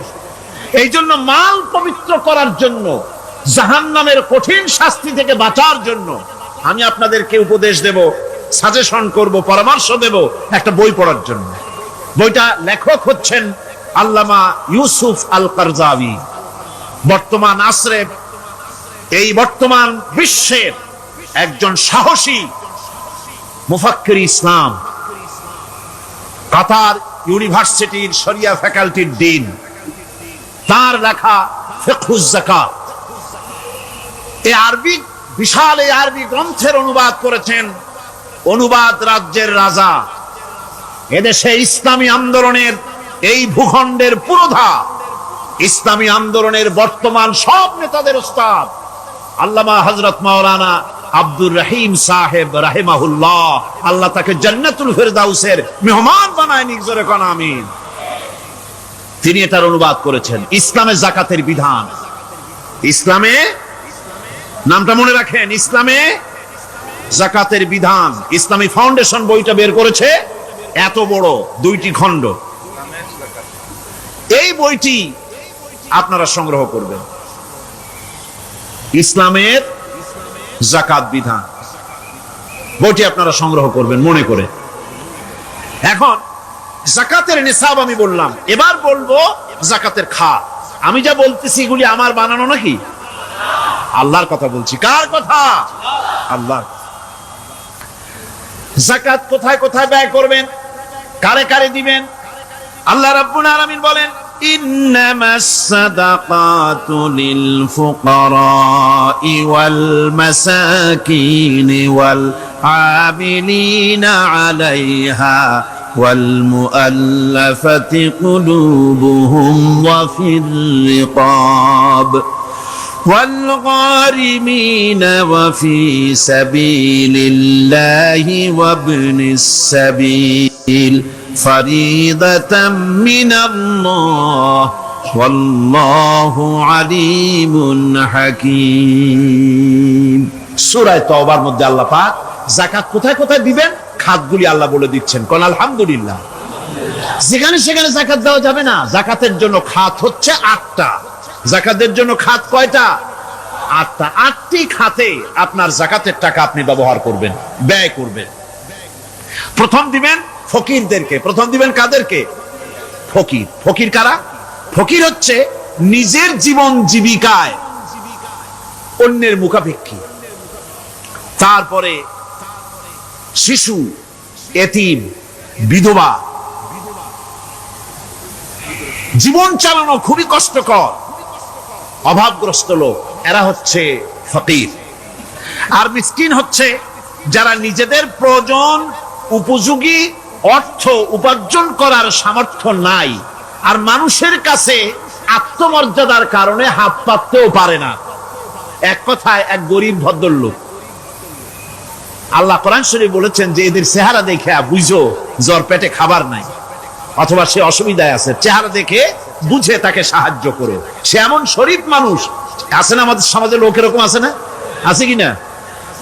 ঘরের মধ্যে 3 দিনও রান্না হয় নাই, কিন্তু দাড়ি টাড়ি সুন্দর করে আশ্রয়া জামাটা পরিপাটি করে গায়ে দিয়ে বেরোচ্ছে, কারোর কাছে হাত পাতে না, তার সরাপাতে তার ভদ্রতায় বাঁধে। ওনার সরাপথে বেঁধেছে, উনি চাবেন না কারো কাছে, কিন্তু উনাকে যিনি সৃষ্টি করেছেন সে আল্লাহ রাব্বুল আলামিন শোনায় দিচ্ছেন, বান্দারা আমার ওই গরিব ভদ্রলোককে খাবার দাও। ওরা হচ্ছে মিসকিন। এরপরে আমিলিন, 3 নম্বরে আমিলিন, অর্থাৎ যারা যাকাত সরকারি ভাবে যাকাত যারা আদায় করে, সেই আদায়কারীদেরকে এই যাকাতের টাকা দিয়ে তাদের সম্মানী দিতে বলা হয়েছে। ইসলামী গভর্নমেন্ট আসলে যাকাত তো আর আপনার খুশি মতো থাকবে না, যাকাত দিতে আপনি বাধ্য হবেন। যাকাত দিতে আপনি বাধ্য হবেন। যাকাত আদায় করবে গভর্নমেন্ট। কে আদায় করবে? গভর্নমেন্ট আদায় করবে, আর গভর্নমেন্ট ডিস্ট্রিবিউট করবে। ওয়াল মুআল্লাফাতিল কুলুব, মনতুষ্টির জন্য, যাদের মন জয় করতে হবে এই ধরনের লোকদেরকে। ওয়ার রিকাব, আর গলদেশের মুক্তিদানের জন্য। ওয়াল গারিমিন, আর ঋণগ্রস্ত ব্যক্তি, তা আবার এমন পর্যায়ের যে ঋণ পরিশোধ করতে গেলে যদি তার এমন অবস্থা হয় যে তার কাছে যাকাত দেওয়ার মতো টাকা থাকে না, এরকমের অবস্থা যদি হয় তাহলে যাকাতের টাকা দিয়ে তার ঋণ পরিশোধ করে দেওয়া যেতে পারে। ফি সাবিলিল্লাহ। এরপরে হচ্ছে জিহাদের রাস্তা। জিহাদের রাস্তা মানে জিহাদ যখন শুরু হবে সেই জিহাদের ময়দানে আপনি বন্দুক রাইফেল কিনে দেওয়ার সাহায্য করবেন সেটা নয়, কিন্তু শুধু এটাকেই বোঝানো হয় নাই। ফি সাবিলিল্লাহ বলতে বোঝানো হয়েছে আল্লাহর রাস্তায় সংগ্রামরত সব ব্যাপারে আপনি সাহায্য করবেন, ইসলামী আন্দোলনের জন্য করবেন। যারা ইসলামের জন্য বইপত্র লেখে তাদের জন্য করবেন, যদি পয়সায় কুলাতে না পারে সেখানে সাহায্য করবেন। ইসলামী আন্দোলনকে বিজয় করার জন্য সাহায্য করবেন। এক কথায় আল্লাহর রাস্তা বলতে যা বুঝায় এগুলিকে দিবেন। ইবনে সাবিল, এরপরে পথিক মুসাফির। পথিক মুসাফির সে যদি বাড়িতে ধনী থাকে, ঢাকায় ধনী, কিন্তু চট্টগ্রামে এসে সর্বহারা হয়ে গেছে, টাকা পয়সা সব লুটপাট হয়ে গেছে, এখন বাড়ি ফেরার উপায় নাই, যাকাতের টাকা দিয়ে তাকে সাহায্য করা যেতে পারে। এই 8টি খাতে এভাবে যাকাত দেওয়ার জন্য আল্লাহ খাত সৃষ্টি করেছেন। কয়টা খাত হলো? 8টা খাত। ইসলাম যাকাত ভিত্তিক অর্থ ব্যবস্থা কায়েম করে, আর অনৈসলামিক সরকার সুদ ভিত্তিক অর্থ ব্যবস্থা কায়েম করে। যাকাত আর সুদের মধ্যে পার্থক্য কি? যাকাত হচ্ছে, এক কথায় বুঝাই, ব্যাখ্যা দেব না, এক কথায় বুঝাবো। যাকাত হচ্ছে ধনীদের কাছ থেকে নেও, গরিবদেরকে দাও। আবার শুনুন, যাকাত হচ্ছে ধনীদের কাছ থেকে নাও, গরিবদেরকে দাও। আর সুদ হচ্ছে গরিবদের কাছ থেকে নাও, ধনীদেরকে দাও। টাকায় টাকা টানে, একজনে শুনছিল টাকায় টাকা টানে, সে মনে করলো কেমনে টাকায় টাকা টানে। তারপরে সে এক ব্যাংকের সামনে গিয়ে অনেক টাকার মধ্যে নিজের একটা টাকা ছুঁড়ে মেরেছে। ঘন্টা 2 দাঁড়ায় আছে, দেখে যে তার টাকা আসে না। তখন ব্যাংকের দারোয়ান এসে পিছন থেকে গলাটা ঠেসে ধরছে, বেটা তুমি চোর নাকি, না হাইজাকার, না মাস্তান, না সাদাবাজ? কয় যে না, আমি এর কোনোটাই না। তাহলে এই পজিশন নিয়ে দেখতেছো কি? কয় যে আমি শুনছিলাম টাকায় টাকা টানে, সেজন্য আমার পকেটে একটা টাকা ছিল, ওই যে কেশিয়ার টাকাগুলি গুনতেছে ওইখানে মারলাম, দেখিনি টাকা, আমার টাকায় কিছু টাকা টাইমে আনে। এতক্ষণ দাঁড়ানো, আমার টাকা তো টানলই না, আমার যে একটা টাকা তাও আসে না। দারোয়ান বলছে, বেটা তুমি ঠিকই শুনেছো, টাকায় টাকা ঠিকই টানে, ওই অনেকগুলা টাকা তোমার একটা টাকারে এমন ভাবে টাইনিয়া ধরছে, বাইরে আবার উপায় নাই। সুদভিত্তিক অর্থ ব্যবস্থায় গরিবরা এভাবে শোষিত হয়। শোষিত হয় কারা? গরিবরা। সিনেমা কারা বানায়? ধনীরা। শোষিত হয় কারা? গরিবরা। লক্ষ্য করেন, তাকান, আল্লাহর কথা কত বাস্তব। ধনীরা সিনেমা বানায়, শোষিত হচ্ছে গরিবেরা। রিক্সা চালায়, ঠেলা গাড়ি চালায়, মাথার ঘাম পায়ে ফেলেছে, পরিশ্রান্ত হয়েছে, বিকাল বেলায় সেই টাকা নিয়ে যাচ্ছে বাজার করতে। সিনেমা হলের সামনে যায় দেখে সর্বনাশ, যুবক একটা যুবতীর জড়ায় ধরছে দুই হাত দিয়া, নিচে লেখা কি যে প্রেম আর কত যে জ্বালা। বেচারা গরিব মানুষ মাথা গরম হয়ে গেছে এটা দেখিয়া, যে বাইরে যদি এত জ্বালা, ভিতরে না জানি কত মজা। যে টাকা দিয়ে চাউল কিনতো সেই টাকা দিয়া টিকিট কিনে সিনেমায় ঢুকলো। এর মাথা ঘামানো পয়সাগুলি পাইলো কে? বড় লোকই পেল। বড় লোকেরা ব্যাংকে টাকা রাখে, গরিব মানুষেরা ব্যাংক থেকে টাকা লোন নেয়। কৃষি লোন নিল, গরু কিনলো, বীজ কিনলো, সার কিনলো। আকাশ থেকে বৃষ্টি হলো না, অনাবৃষ্টি অতিবৃষ্টি খরার কারণে ফসল হলো না। ব্যাংক কি তার লোন মাফ করবে? তার সুদ মাফ করবে? শেষ পর্যন্ত গরুটা বেচা, মায়ের হাতের বউ হাতের শেষ চুরি গাছা বিক্রি করে লোন পরিশোধ করলো। বড় লোকের টাকা ওখানে ছিল, ওই টাকায় আরো টাকা গিয়ে জমলো, আর গরিব ফতুর হয়ে গেল। এই জন্য আল্লাহ পাক বলেছেন সুদ হচ্ছে ওয়াহাল্লাল্লাহুল বায়আ ওয়া হাররামা রিবা। আল্লাহ পাক ব্যবসাকে করেছে হালাল, সুদকে করেছেন হারাম। এই সুদের মধ্যে 70টি গুনাহ, তার ছোট্ট গুনাহ হলো নিজের মায়ের সাথে জিনা করা। জোরে কর নাউযুবিল্লাহ। মায়ের সাথে জিনা করার চাইতে নিকৃষ্ট, এটা হলো ছোট গুনাহ। টের পাইছেন? এটি হলো ছোট গুনাহ। তাহলে বড় গুনাহ কি? বড় গুনাহ হচ্ছে আল্লাহ আর তার রাসূলের সাথে যুদ্ধ করা। নাউযুবিল্লাহ।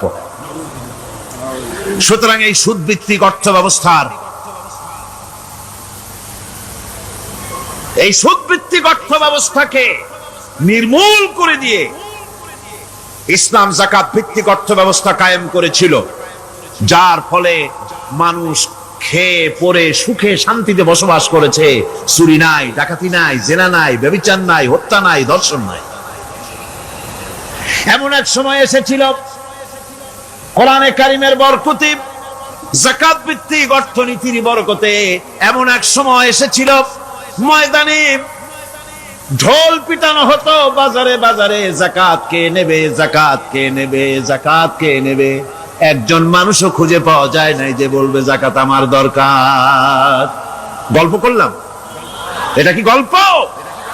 বাস্তব। হযরত ওমর বিন আব্দুল আজিজ রাহমাতুল্লাহ আলাইহির জামানায় সদকার টাকা নিয়ে 3টি দিন একজন ঘুরেছেন গ্রামে গ্রামে, ময়দানে ময়দানে। একটা গরিব খুঁজতেছেন সদকার টাকা দেবে, গরিব খুঁজে পাওয়া যায় না। ক্লান্ত শ্রান্ত হয়ে মরুদ্যানের ভিতরে আরাম করতেছেন। এমন সময় দেখতে পেলেন সেখানে আরেকটা লোক আসছে, ধুলা মলিন বড় একটা বস্কা তার সাথে। এই লোকটি তার কাছে গিয়ে বলছে, ভাই আল্লাহ আপনারে আমারে মিলাই দিছে, 3 দিন পর্যন্ত ঘুরেছি কিছু সদকার টাকা নিয়া, এত বড় দেশের এত জায়গা ঘুরলাম, একটা গরিব পাই নাই যে তারে দেব, আল্লাহ আপনারে মিলাই দিছে, নেন এই টাকাগুলা। কয় যে তোমার মাথা খারাপ না স্কুল উঠিলা?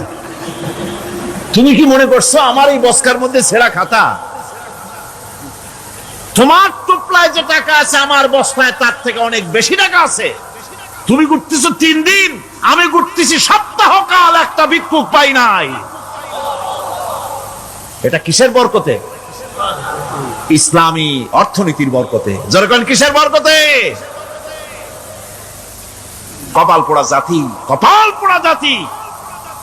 সেই বরকতপূর্ণ সমাজ ব্যবস্থার দিকে না গিয়ে কোন নেতা কোন নেত্রী কি কইল সেদিকে দৌড়ায়, সেদিকেই দৌড়ায় পাগলের মতো।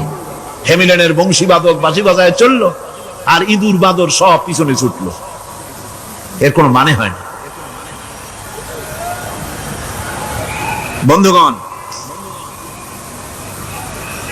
আল্লাহ রাব্বুল আলামিন এই যাকাত ব্যবস্থার মাধ্যমে বিরাট পরিবর্তন এনে দিয়েছিলেন। এটি আল্লাহ পাকের একটি বিশাল নিয়ামত।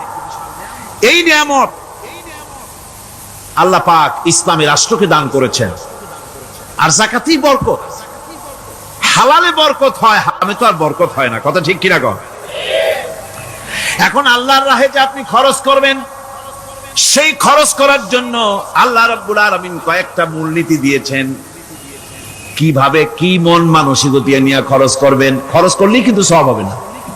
আতর মাখবেন, যদি চিন্তা করেন যে আতর মাখলাম, মাহফিলে যাব, মসজিদে যাব, লোকেরা টের পাবে যে বেটা আতর একখান মাখছে, তো খামো খাই আপনার আমও গেল, সালাও গেল, কোনো সওয়াব হইল না। আর যদি আতর মাখেন এই নিয়ত করি আতর মেখেছি, রাসূল পাক সাল্লাল্লাহু আলাইহি ওয়াসাল্লামের একটা সুন্নাত আমল করলাম, আল্লাহ রাব্বুল আলামিন অসংখ্য নেকি আমলনামায় লিখে দিবেন। নিয়তের উপরে দারমাদার করছে সবকিছু। এখন আপনি যে খরচ করবেন, সেই খরচটা কিভাবে করবেন, কি মন মানসিকতায় করলে পরে আল্লাহ খুশি হবেন, সেই কথাটি আল্লাহ পাক কোরআনে কারীমের মধ্যে বলছেন। আমি আপনাদের সামনে সেগুলি বলছি। দানটা হতে হবে কেবলমাত্র আল্লাহরে খুশি করার জন্য। মনে রাখেন, এটা হলো এক নম্বর। কি দানটা হতে হবে কারে খুশি? জোরে কর।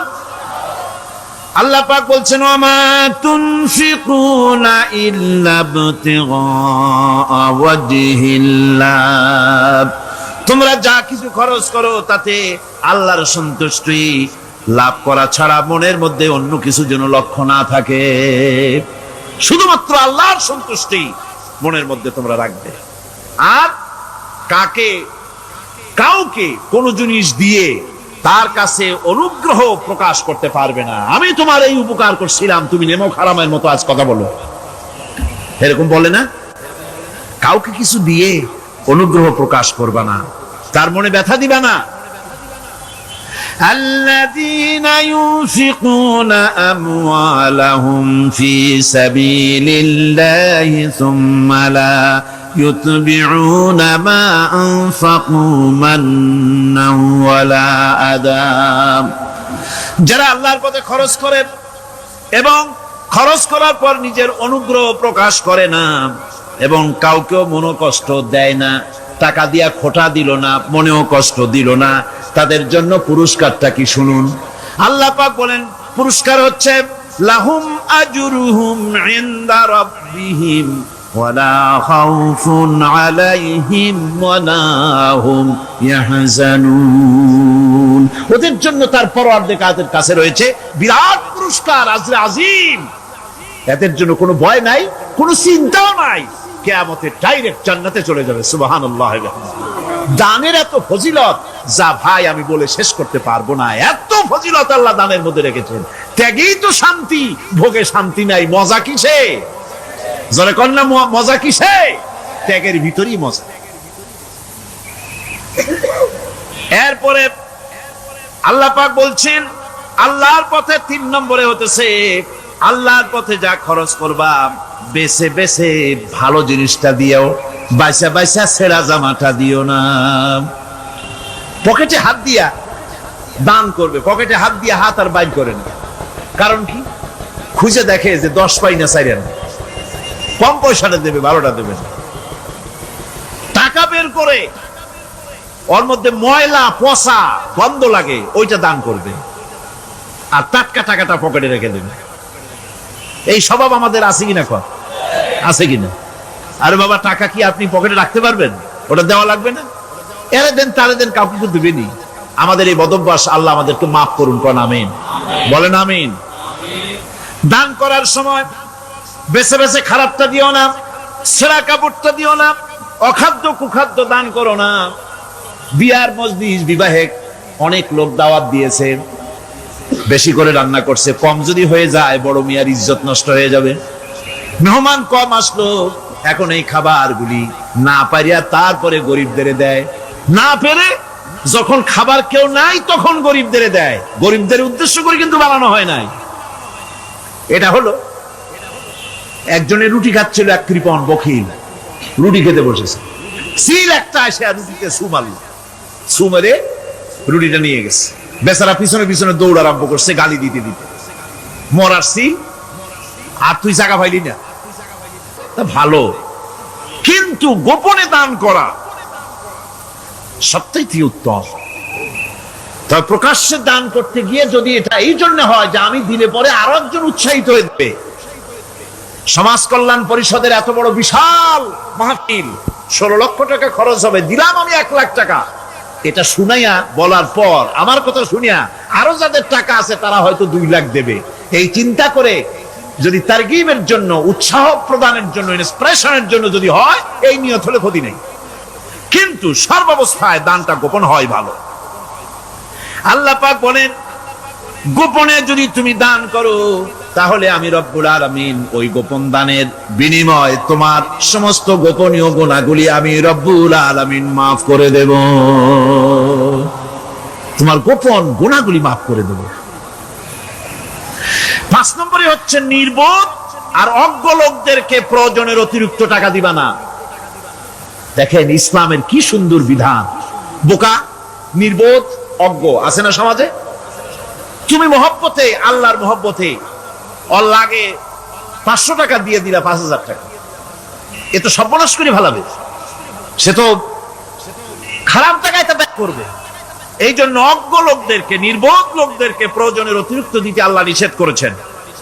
তবে আল্লাহর ইচ্ছা হচ্ছে এই যে যত বড় পাপী হোক আর যত বড় খোদাদ্রোহী হোক না কেন, প্রত্যেকের খাওয়া, পড়া, শিক্ষা, চিকিৎসা গ্যারান্টি দিতে হবে।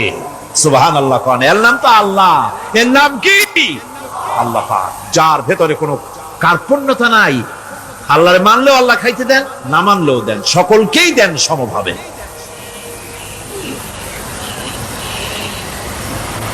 6 নম্বরে হচ্ছে কারো প্রয়োজন পূরণের জন্য যদি ধার দেওয়া হয়, যদি কাউকে ধার দেন, তা করার জন্য বারবার তাকে টাকাটা দেওয়া যাবে না।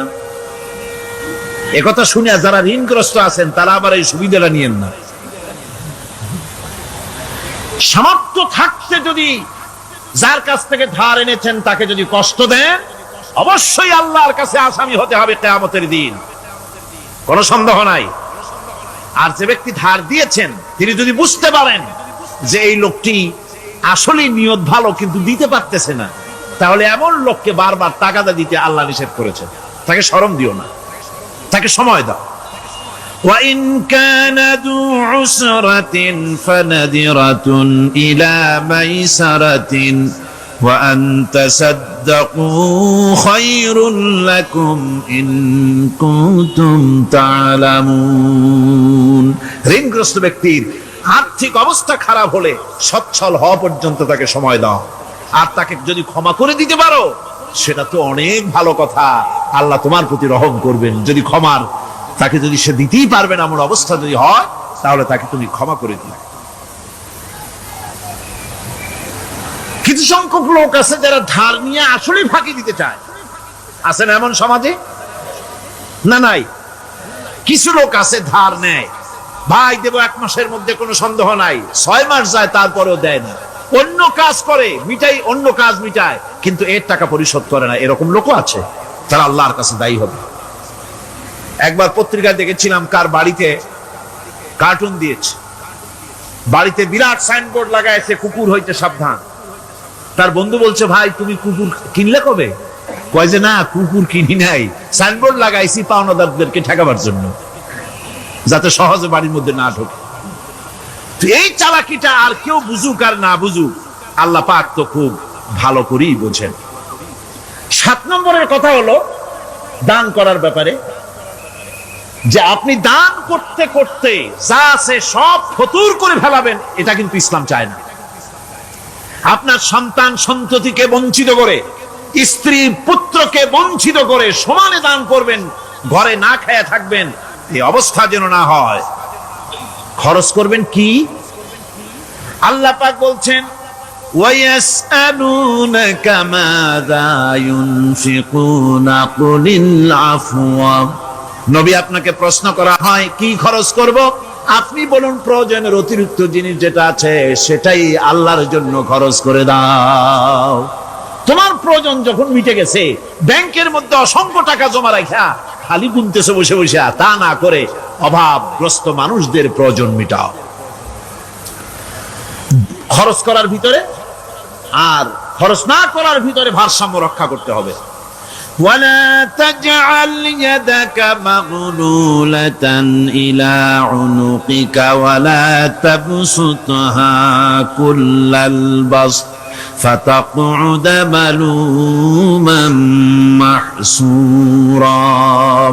তোমাদের দানের হাত গুটায় একেবারে গলার সাথে বেঁধে রেখো না, আবার এমন বেশি ছেড়েও দিও না, কারণ এর ফলে তোমাকে অনুতপ্ত হওয়া লাগতে পারে, কার্পণ্যতাও না হয় আর দিন জমের মতো দিয়ে সব ফতুরু না হয়ে যাও। দুটোর মধ্যে ব্যালেন্স হতে হবে। আর 8 নম্বরে কথা হচ্ছে এই যে এই দানের উপযুক্ত কারা। আপনি তো যাকাত দিবেন কাদের, সে কথা আল্লাহ বলে দিয়েছেন, আগে বলা হয়েছে না? কয়টা খাতে দিবেন? মাশাআল্লাহ, মনে আছে আপনাদের। আর এমনি সাধারণ দান সাদকা কাদেরকে দিবেন, উপযুক্ত পাত্র কারা, তার একটা লিস্ট আল্লাহ দিচ্ছেন। وبالوالدين إحسانا وبذي القربى واليتامى والمساكين والجار ذي القربى। নিজের পিতামাতা, নিকট আত্মীয়, ইয়াতীম, মিসকিন এবং আত্মীয় প্রতিবেশী তাদেরকে দিবে। আমি কিন্তু এখন যাকাতের কথা বলছি না, মা বাপকে যাকাত দেওয়া যাবে না। এটা হচ্ছে দান, সহযোগিতা করা, ইহসান করা। এই ইহসান মা বাপকে, প্রতিবেশী আত্মীয় যারা, মিসকিন যারা, এতিম যারা, অনাত্মীয় প্রতিবেশী যারা, চলার সাথী, প্রবাসী এবং নিজের চাকর চাকরানি যা কিছু আছে, এই সকলকেই এই সাহায্য করতে হবে, এ কথা আল্লাহ বলে দিয়েছেন। এবং আমরা যে আয়াত আলোচনা করতেছি সে আয়াতের ভিতরেও এই ফেরেশতা আল্লাহ পাক বলে দিয়েছেন। আল্লাহর রাস্তায় দান করবে তাদের সম্পর্কে আল্লাহ বলছেন এখন, মাসালুল লাযীনা ইউনফিকুনা আমওয়ালাহুম ফি সাবিলিল্লাহি কামাসালি হাব্বা। আল্লাহর রাস্তায় খরচ করা এর দৃষ্টান্ত হলো একটা দানার মতো, যেই দানাটা থেকে 7টা ডাল বেরিয়ে গেল। ফি কুল্লি সুমবালাতিন মিআতু হাব্বা, একটা দানা থেকে 7টা ডাল বেরোলো, এক একটা ডালে 100 করে দানা হলো, সব মিলাইয়া 700 দানা হয়ে গেল। ওয়াল্লাহু ইউদাইফু লিমান ইয়াশা ওয়াল্লাহু ওয়াসিউন আলীম। আল্লাহ পাক বলেন এই পৃথিবীতে একটা দানায় 700 দানা যে আল্লাহ রাব্বুল আলামিন তোমার হাতে ধরায় দিলেন, সে আল্লাহ পাকের ব্যাংকে যদি টাকা জমা রাখো, আল্লাহর রাস্তায় যদি খরচ করো, 700 গুণ বাড়াইয়া আল্লাহ তোমার হাতে ধরাইয়া দিবেন। আল্লাহু ইউদাইফু লিমান ইয়াশা, আর আল্লাহ ইচ্ছে করলে এর থেকেও বেশি তোমাকে দান করবেন। সুবহানাল্লাহ, কোন জোরে। আর এই দান করতে হবে মরার আগে। কোন সময় দেবেন কোন?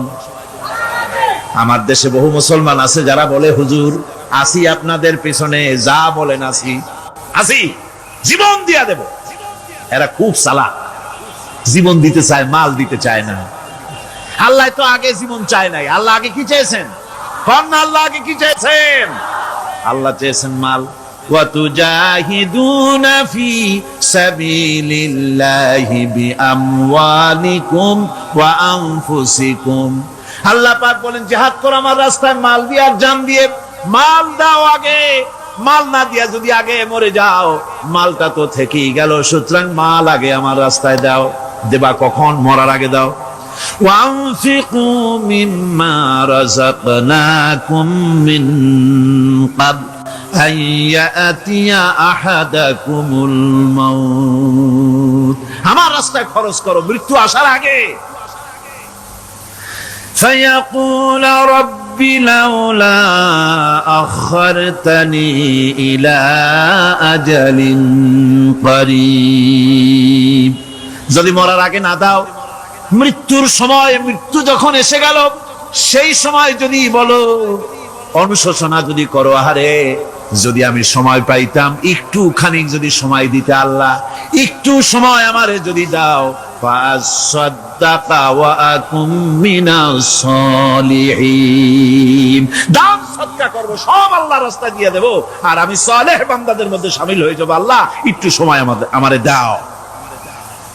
আল্লাহ পাক বলছেন ওয়ালা ইউআখিরাল্লাহু নাফসান ইযা জাআ আজালুহা আল্লাহু খাবীরুম বিমা তা'মালুন। মৃত্যুর নির্ধারিত সময় আসলে এক সেকেন্ড আগে পাশে করা হবে না। সুতরাং মৃত্যুর আগে খরচ করো। আপনি মনে করবেন যে আপনি মরে গেলে পরে আপনার ছেলে মেয়ে আপনার জন্য করবে, খরচ করবে। হ্যাঁ করবে ঠিক, মরার পরে কুলখানির পরে 40, তারপরে শেষ, এরপর আর করবে। আপনার ছেলে মেয়ে যে আপনার জন্য করবে তার প্রমাণ তো আপনি নিজে। আপনি আপনার ছেলের মেয়ের জন্য কি করেছেন? আপনার মা বাবার জন্য কি করছেন? আপনার মা বাবার জন্য যদি আপনি কিছু না করে থাকেন, আপনার ছেলে মেয়ে আপনার জন্য করবে না। সুতরাং নিজের কাজ নিজে করেন। আপনার পিঠ যদি চুলকায় আর নাতিরে যদি বলেন নাতি পিঠটা চুলকায় দাও, সে যে জায়গায় চুলকাবে আপনি করবেন উত্তর দিকে, সে উত্তর দিকে, দক্ষিণ দিকে, উপরে, নিচে, পিঠে, পাশার কাছে যে জায়গায় আঙ্গুল দেবে আপনি করবেন ওখানে না, আবার আরেকটু উপরে দাও, আরেকটু পাশে দাও, জায়গা মতো পড়বেই না। আর কষ্ট করে নিজের হাতটা যদি পৌঁছাইতে পারেন জায়গা মতো পড়ে, একবার চুলকানি মারলেই চুলকানি শেষ, ঠিক কিনা? সুতরাং আপনি অন্যের উপরে ভরসা না করে নিজের খরচ নিজেই করে যান, নিজের কাজ নিজে করে যান, আল্লাহর রাস্তায় খরচ করে যান, বেশি পরিমাণে খরচ করেন। যত খরচ করবেন আল্লাহ রাব্বুল আলামিন রাজি হয়ে যাবে। কোন সুবহানাল্লাহ। তাবুকের যুদ্ধের জন্য, তাবুকের জিহাদের জন্য আল্লাহর নবী চাঁদা চেয়েছিলেন। চাঁদা করা কোনো নাজায়েজ জিনিস না, তবে চাঁদাবাজ নাজায়েজ। মানুষকে কষ্ট দিয়ে পয়সা জবরদস্তিমূলক আদায় করা। 10,000 টাকা দিবেন মিয়া, 10 লাখ টাকা দিতে হবে, এত টাকা পাবো কে? আরে মিয়া পাবেন কই? রাইফেলের বাট দেখায়, তারপরে জামা প্যান্টের কাছে চুলকাতে গিয়া রিভলভারের বাট দেখায় দেয়। দেবেন না, আমার লোক এসে আদায় করে নিয়ে যাবে, তোমার বাপ দেবে কবর উঠা। এটা জায়েজ নাই। কথা বুঝতে পেরেছি? রাসূল করিম সাল্লাল্লাহু আলাইহি ওয়াসাল্লাম সাহায্য চেয়েছেন, সাহায্য। রোমকদের সঙ্গে যুদ্ধ হবে, সাহায্য লাগবে, যার কাছে যা আছে নিয়ে আসো। মহিলারা কানের দুল খুলে দিল, নাকের ফুল খুলে দিল, গলার হার খুলে দিল। মানুষেরা সাহাবায়ে কেরাম টাকা করি উজাড় করে দিতে লাগলেন। এত হলো, হুজুরকে দেখা যায় না, স্তূপ হয়ে গেছে, সোনা দানা টাকা পয়সা অস্ত্রপাতির স্তূপ। হুজুর বলছেন তোমরা তো সবাই দিলে, আমার আবু বকর কোথায়? হযরত সিদ্দিক আকবর রাদিয়াল্লাহু তাআলা আনহু তিনি ছিলেন এক পিলারের আড়ালে, খামের আড়ালে, সেখান থেকে বেরিয়ে এসেছেন, হাতে 70টা পোটলা। হুজুর দেখেন হযরত আবু বকরের চোখে পানি। হুজুরের হাতে পোটলাটা উঠাই দিলেন। নবীজি পোটলা খুলে ছাড়লেন, কয়েক কেজি গম পড়লো আর কয়েকটা দিরহাম পড়লো। হুজুর হযরত আবু বকরের দিকে তাকায় দেখেন সিদ্দিক আকবর রাদিয়াল্লাহু তাআলা আনহুর চোখের থেকে পানি পড়ে দাড়ি ভিজে ভিজে পড়তেছে। আল্লাহর নবী বলেন, ও সাহাবীরা, তোমরা সবাই মিলে আজকে যে দান করেছো, সব দানের যত মর্যাদা হয়েছে তার থেকে একা আবু বকরের দানের মর্যাদা আল্লাহর কাছে বেশি হয়ে গেছে।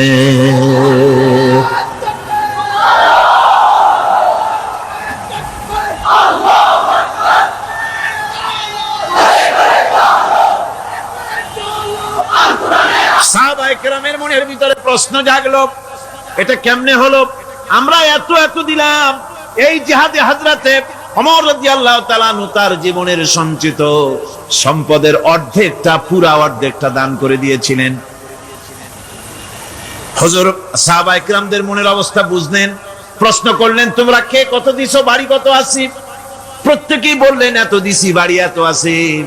হযরত আবু বকরের কাছে হুজুর জিজ্ঞেস করলেন, আবু বকর কত আনছো, বাড়ি কত আছে? হযরত আবু বকর বলেন, ইয়া রাসূলুল্লাহ, আল্লাহ পাকের নামে কসম করে বলি, আমি আবু বকরের ঘরে আমি আবু বকরের বাড়িতে জাগতিক সম্পদ বলতে যা বুঝায় সব এনে রাসূল কারীমের কদম মোবারকে হাজির করেছি। আমি আবু বকরের ঘরের ভিতরে এখন আল্লাহ তার রাসূল ছাড়া কোনো জিনিস বাকি নাই। সব এনে দিয়েছে। আমার ভাইরা, এই জন্য আল্লাহ রাব্বুল আলামিন দানের ভিতরে বিরাট ফজিলত রেখেছেন। সাহাবায়ে কেরাম যদি এরকম দান না করতেন, এভাবে কোরবানি না দিতেন, ইসলাম এই পর্যন্ত আসতো না। ঠিক কি না? ইসলামের জন্য সবচাইতে বড় অবদান নবীর পরেই সাহাবায়ে কেরাম রিদওয়ানুল্লাহি তাআলা আলাইহিম আজমাইন। এই জিহাদে হযরত আব্দুল্লাহ জুল বাজাদাইন কিচ্ছু দিতে পারেন নাই, বুখারী শরীফের হাদিস। কিছু নাই, দিবে কি? লুঙ্গিও আনতে পারেন নাই, ল্যাংটো হয়ে তাকে তাড়াই দেওয়া হয়েছিল, ল্যাংটো করে। গায়ে জামা নাই, পরনে লুঙ্গি নাই, মার কাছ থেকে একটা ছেঁড়া কম্বল নিয়ে সেই কম্বল পরে আসছিলেন মদিনা মুনাওয়ারায়। তাবুকের যুদ্ধে কোনো চাঁদা তিনি না দিতে পেরে মনটা বড়ই দুর্বল।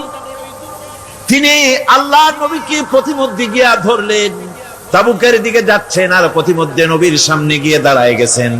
বলতেছেন, ইয়া রাসূলুল্লাহ, এই জিহাদে আমি তো কিছুই দিতে পারলাম না, আমার তো কিছু নাই, দেওয়ার মতো কিছুই নাই, কিছুই তো দিতে পারলাম না, শরীরটা ছাড়া আমার কাছে আর কিছুই নাই। হুজুর, আপনি আমার জন্য দোয়া করেন, আমি যেন ইসলামের জন্য আমার জানটা দিয়ে দিতে পারি। নবীজি বললেন, একটা গাছের ছাল নিয়ে আসো, দেখো পাও নাকি। হযরত আব্দুল্লাহ ঘুরে ঘুরে একটা গাছের ছাল নিয়ে আসলেন। নবীজি ছালটা হাতে নিয়ে হযরতে আব্দুল্লাহ জুল বাজাদাইনের ডান হাতে বাঁধা দিলেন আর বললেন, আল্লাহ, আমি আব্দুল্লাহর রক্ত কাফেরদের জন্য হারাম করে দিলাম। হে আল্লাহ, তুমি আব্দুল্লাহর রক্ত কাফেরদের জন্য হারাম করে দাও। হযরত আব্দুল্লাহ কাঁদতে লাগলেন, বললেন, আয় আল্লাহর নবী, আমি চেয়েছিলাম আমি শহীদ হয়ে যাব, জীবনটা দিয়ে দেব, আর আপনি আমার রক্ত হারাম করলেন, আল্লাহর কাছে দোয়া করলেন, কেমন কথা। হুজুর বলেন, আব্দুল্লাহ, তোমার জন্য এমন দোয়া করা হয়েছে, এখন যদি তুমি ঘরে বসে জ্বর হয়েও মরো, আল্লাহ রাব্বুল আলামিন তোমার শাহাদাতের মর্যাদা দিয়ে দিবেন। তাবুকের প্রান্তরে যাওয়ার পর রাসূলের কাছে খবর এলো, হযরতে আব্দুল্লাহ তীব্র কঠিন জ্বরে ভোগার পর তিনি ইন্তেকাল করেছেন। হুজুর বললেন, তার জন্য কবর খোঁড়ো। বুখারী শরীফের হাদিসে এসেছে, আব্দুল্লাহর জন্য কবর খনন করা হলো। একজন কবরের ভিতরে নেমে দাঁড়ালেন, দুইজনে আব্দুল্লাহর লাশ নিয়ে আসতেছি, একজনে পাশে আলো ধরিয়ে দাঁড়িয়ে আছেন, ছোট্ট টিমটিমে একটা আলো জ্বলতেছে কবরের পাশে। কবরের ভিতরে যিনি দাঁড়ানো, তিনি বলতেছেন, লাশ যারা বহন করতেছো, তোমাদের ভাইয়ের প্রতি আদব করো, আদব করে নিয়ে আসো, মর্যাদার সাথে নিয়ে আসো। কবরে যিনি দাঁড়ায় আব্দুল্লাহর লাশ ধরলেন, তিনি আর কেউ নন, তিনি বিশ্বনবী জনাবে মুহাম্মদুর রাসূলুল্লাহ সাল্লাল্লাহু আলাইহি ওয়াসাল্লাম। আল্লাহর নবী নিজ হাতে হযরতে আব্দুল্লাহ জুল বাজাদাইনের লাশ ধরে কবরের মধ্যে শোয়াই দিলেন। এরপরে কবরের উপরে হুজুর উঠে আসলেন, নিজের হাতে কবরের উপরে মাটি দিলেন আর বললেন, তোমরা আমার কাছে যারা আছো সরে যাও। ওনারা সরে দাঁড়ালেন। আল্লাহর নবী কবরের উপরে দুই হাত বিছায় দিয়া নবীজি বলতে লাগলেন, আয় আল্লাহ রব্বুল আলামিন, আজকের সন্ধ্যা পর্যন্ত আমি এই আব্দুল্লাহর উপরে রাজি ছিলাম, আয় আল্লাহ, তুমিও আব্দুল্লাহর উপরে রাজি খুশি হয়ে যাও। হযরতে আব্দুল্লাহ বিন মাসউদ রাদিয়াল্লাহু তাআলা আনহু চিৎকার মেরে কেঁদে উঠছিলেন, যে হারে, আজকের কবরে আব্দুল্লাহর লাশ না হয়ে যদি আমার লাশটা হইতো। আল্লাহর দ্বীনের জন্য এমন খরচ তারা করেছেন, এভাবে তারা খরচ করেছেন, নিজেদের জীবন দিয়েছেন, জান দিয়েছেন, মাল দিয়েছেন। অনেক মানুষ আছে, কারা জয় হবে, কারা জিতবে, তাদেরকে পয়সা দাও, যারা জিততে পারবে না তাদের পয়সা দিও না। বড় বড় ধনী মানুষ আছে, দিতে পারে 5 লাখ 10 লাখ, দেয় মাত্র 500 টাকা। আবার যাদের উপরে ধারণা ওরা বুঝি জিতে যাবে, তাদের দেয় 2, 5, 10 লাখ, 1 কোটি পর্যন্ত দিয়ে দেয়। আছে না? আছে। আল্লাহ পাক বলেন, ওয়ামা লাকুম আল্লা তুনফিকু ফি সাবিলিল্লাহ আল্লাহর পথে খরচ করার ব্যাপারে তোমাদের আপত্তি কেন? কি হয়েছে তোমাদের? কেন আল্লাহর পথে খরচ করতে পারো না? ওয়ালিল্লাহি মিরাসুস সামাওয়াতি ওয়াল আরদ, অথচ আসমান এবং জমিনের সব কিছুর মালিকানা কার? আল্লাহর না। ওয়াজ তো আমি করি, গলায় অসুবিধা হলে আমার হবে, আপনাদের তো হওয়ার কথা না। শুনতে শুনতে গলা ভাঙছে। আকাশ আর জমিনে যা কিছু আছে সবটার মালিক কে? আল্লাহর নাম কি? যেমনটি জোরে নেওয়া উচিত ছিল গায়ের আওয়াজ দিয়া, গলার আওয়াজ দিয়া, তেমন আওয়াজ দিছিলেন না, দিলের থেকেও বড় আওয়াজ দিলেন। গায়ের শক্তি দিয়ে আল্লাহ পাকের নাম নেন। আকাশ জমিন সবকিছুর মালিকানা কার? সে আল্লাহ রাব্বুল আলামিন বলেন, লা ইয়াস্তাবি মিনকুম মান আনফাকা মিন ক্বাবলিল ফাতহি ওয়া কাতালা। আল্লাহ পাক বলছেন, তোমাদের মধ্য থেকে যারা আল্লাহর রাস্তায় অংশগ্রহণ করে, যারা লড়াই করে, আর যারা খরচ করে বিজয়ের পূর্বে, যারা লড়াই করে না আর খরচ করে না বিজয়ের পূর্বে, তারা কখনো সমান নয়। সুদিনে বসন্তের কোকিল হবা, ইন্নী মাকুম, আমরাও আপনাদের সাথে ছিলাম, এটার কোনো দাম নাই। সুতরাং ইসলামের বিজয় আসবে ইনশাআল্লাহ। বলেন ইনশাআল্লাহ। ইসলামের বিজয় আসবে। বিজয় আসার পর এরপর আপনার টাকা দিয়া হবেটা কি? তখন টাকার অসুবিধা হবে না ইনশাআল্লাহ। এখন টাকা দরকার ইসলামের জন্য, এখন পয়সা দরকার। জান খুলে টাকা দাও, প্রাণ খুলে পয়সা দাও। যারা ইসলামের কথা বলে, যারা ইসলামের আন্দোলন করে, কলেজে করে, বিশ্ববিদ্যালয় করে, মাঠে করে, ময়দানে করে, আল্লাহর দ্বীন প্রতিষ্ঠার জন্য খেয়ে না খেয়ে যারা কষ্ট করে, দু হাতে তাদের দাও। বিজয় আসার আগেই দাও। আল্লাহ পাক বলছেন। কে বলছে? আমার বন্ধুগণ, আল্লাহ রাব্বুল আলামিনের পথে এভাবে খরচ করায় আল্লাহ রাব্বুল আলামিন খুশি হয়ে যান। তাই তার পথে খরচ করতে হবে। সবশেষে একখানা হাদিস আপনাদের শোনাই। ওয়ান আবি হুরায়রা রাদিয়াল্লাহু তাআলা আনহু قال قال رسول الله صلى الله عليه وسلم السخي قريب من الله وقريب من الجنة قريب من الناس بعيد من النار। হযরত আবু হুরায়রা রাদিয়াল্লাহু তাআলা আনহু বলেন, রাসূল করিম সাল্লাল্লাহু আলাইহি ওয়াসাল্লাম বলেছেন, দানকারী আল্লাহর নিকটতম, দানকারী আল্লাহর নিকটতম, দানকারী বেহেশতের নিকটতম, দানকারী মানুষের নিকটতম, দানকারী জাহান্নাম থেকে দূরে সরায় দেন আল্লাহ। দানকারী বেহেশতের কাছে, আল্লাহর কাছে, মানুষের কাছে, আর জাহান্নাম থেকে অনেক অনেক অনেক দূরে। ওয়াল বাখিলু বাঈদুম মিনাল্লাহ বাঈদুম মিনাল জান্নাহ বাঈদুম মিনান নাস কারীবুম মিনান নার। আল্লাহর নবী বলেন, বখিল ব্যক্তি, যে ব্যক্তি কৃপণ, সে আল্লাহ থেকে দূরে, সে বেহেশত থেকে দূরে, সে মানুষ থেকে দূরে এবং জাহান্নাম থেকে একেবারেই নিকটে। নাউযুবিল্লাহ। নাউযুবিল্লাহ। ওয়ালা জাহিলুন সাখিয়ুন আহাব্বা ইলাল্লাহি মিন আবিদিন বাখিল। তিরমিজি শরীফের হাদিস। আর অবশ্যই একজন জাহিল দাতা, একজন কৃপণ আবেদের চাইতে আল্লাহর কাছে তার অনেক দাম। সুবহানাল্লাহ। সুতরাং আল্লাহর পথে প্রাণ খুলে আল্লাহর পথে দেওয়ার জন্য মন তৈরি করুন। আল্লাহ যা দিয়েছেন, যেমন জোয়ার, যেমন ভাটি, তেমন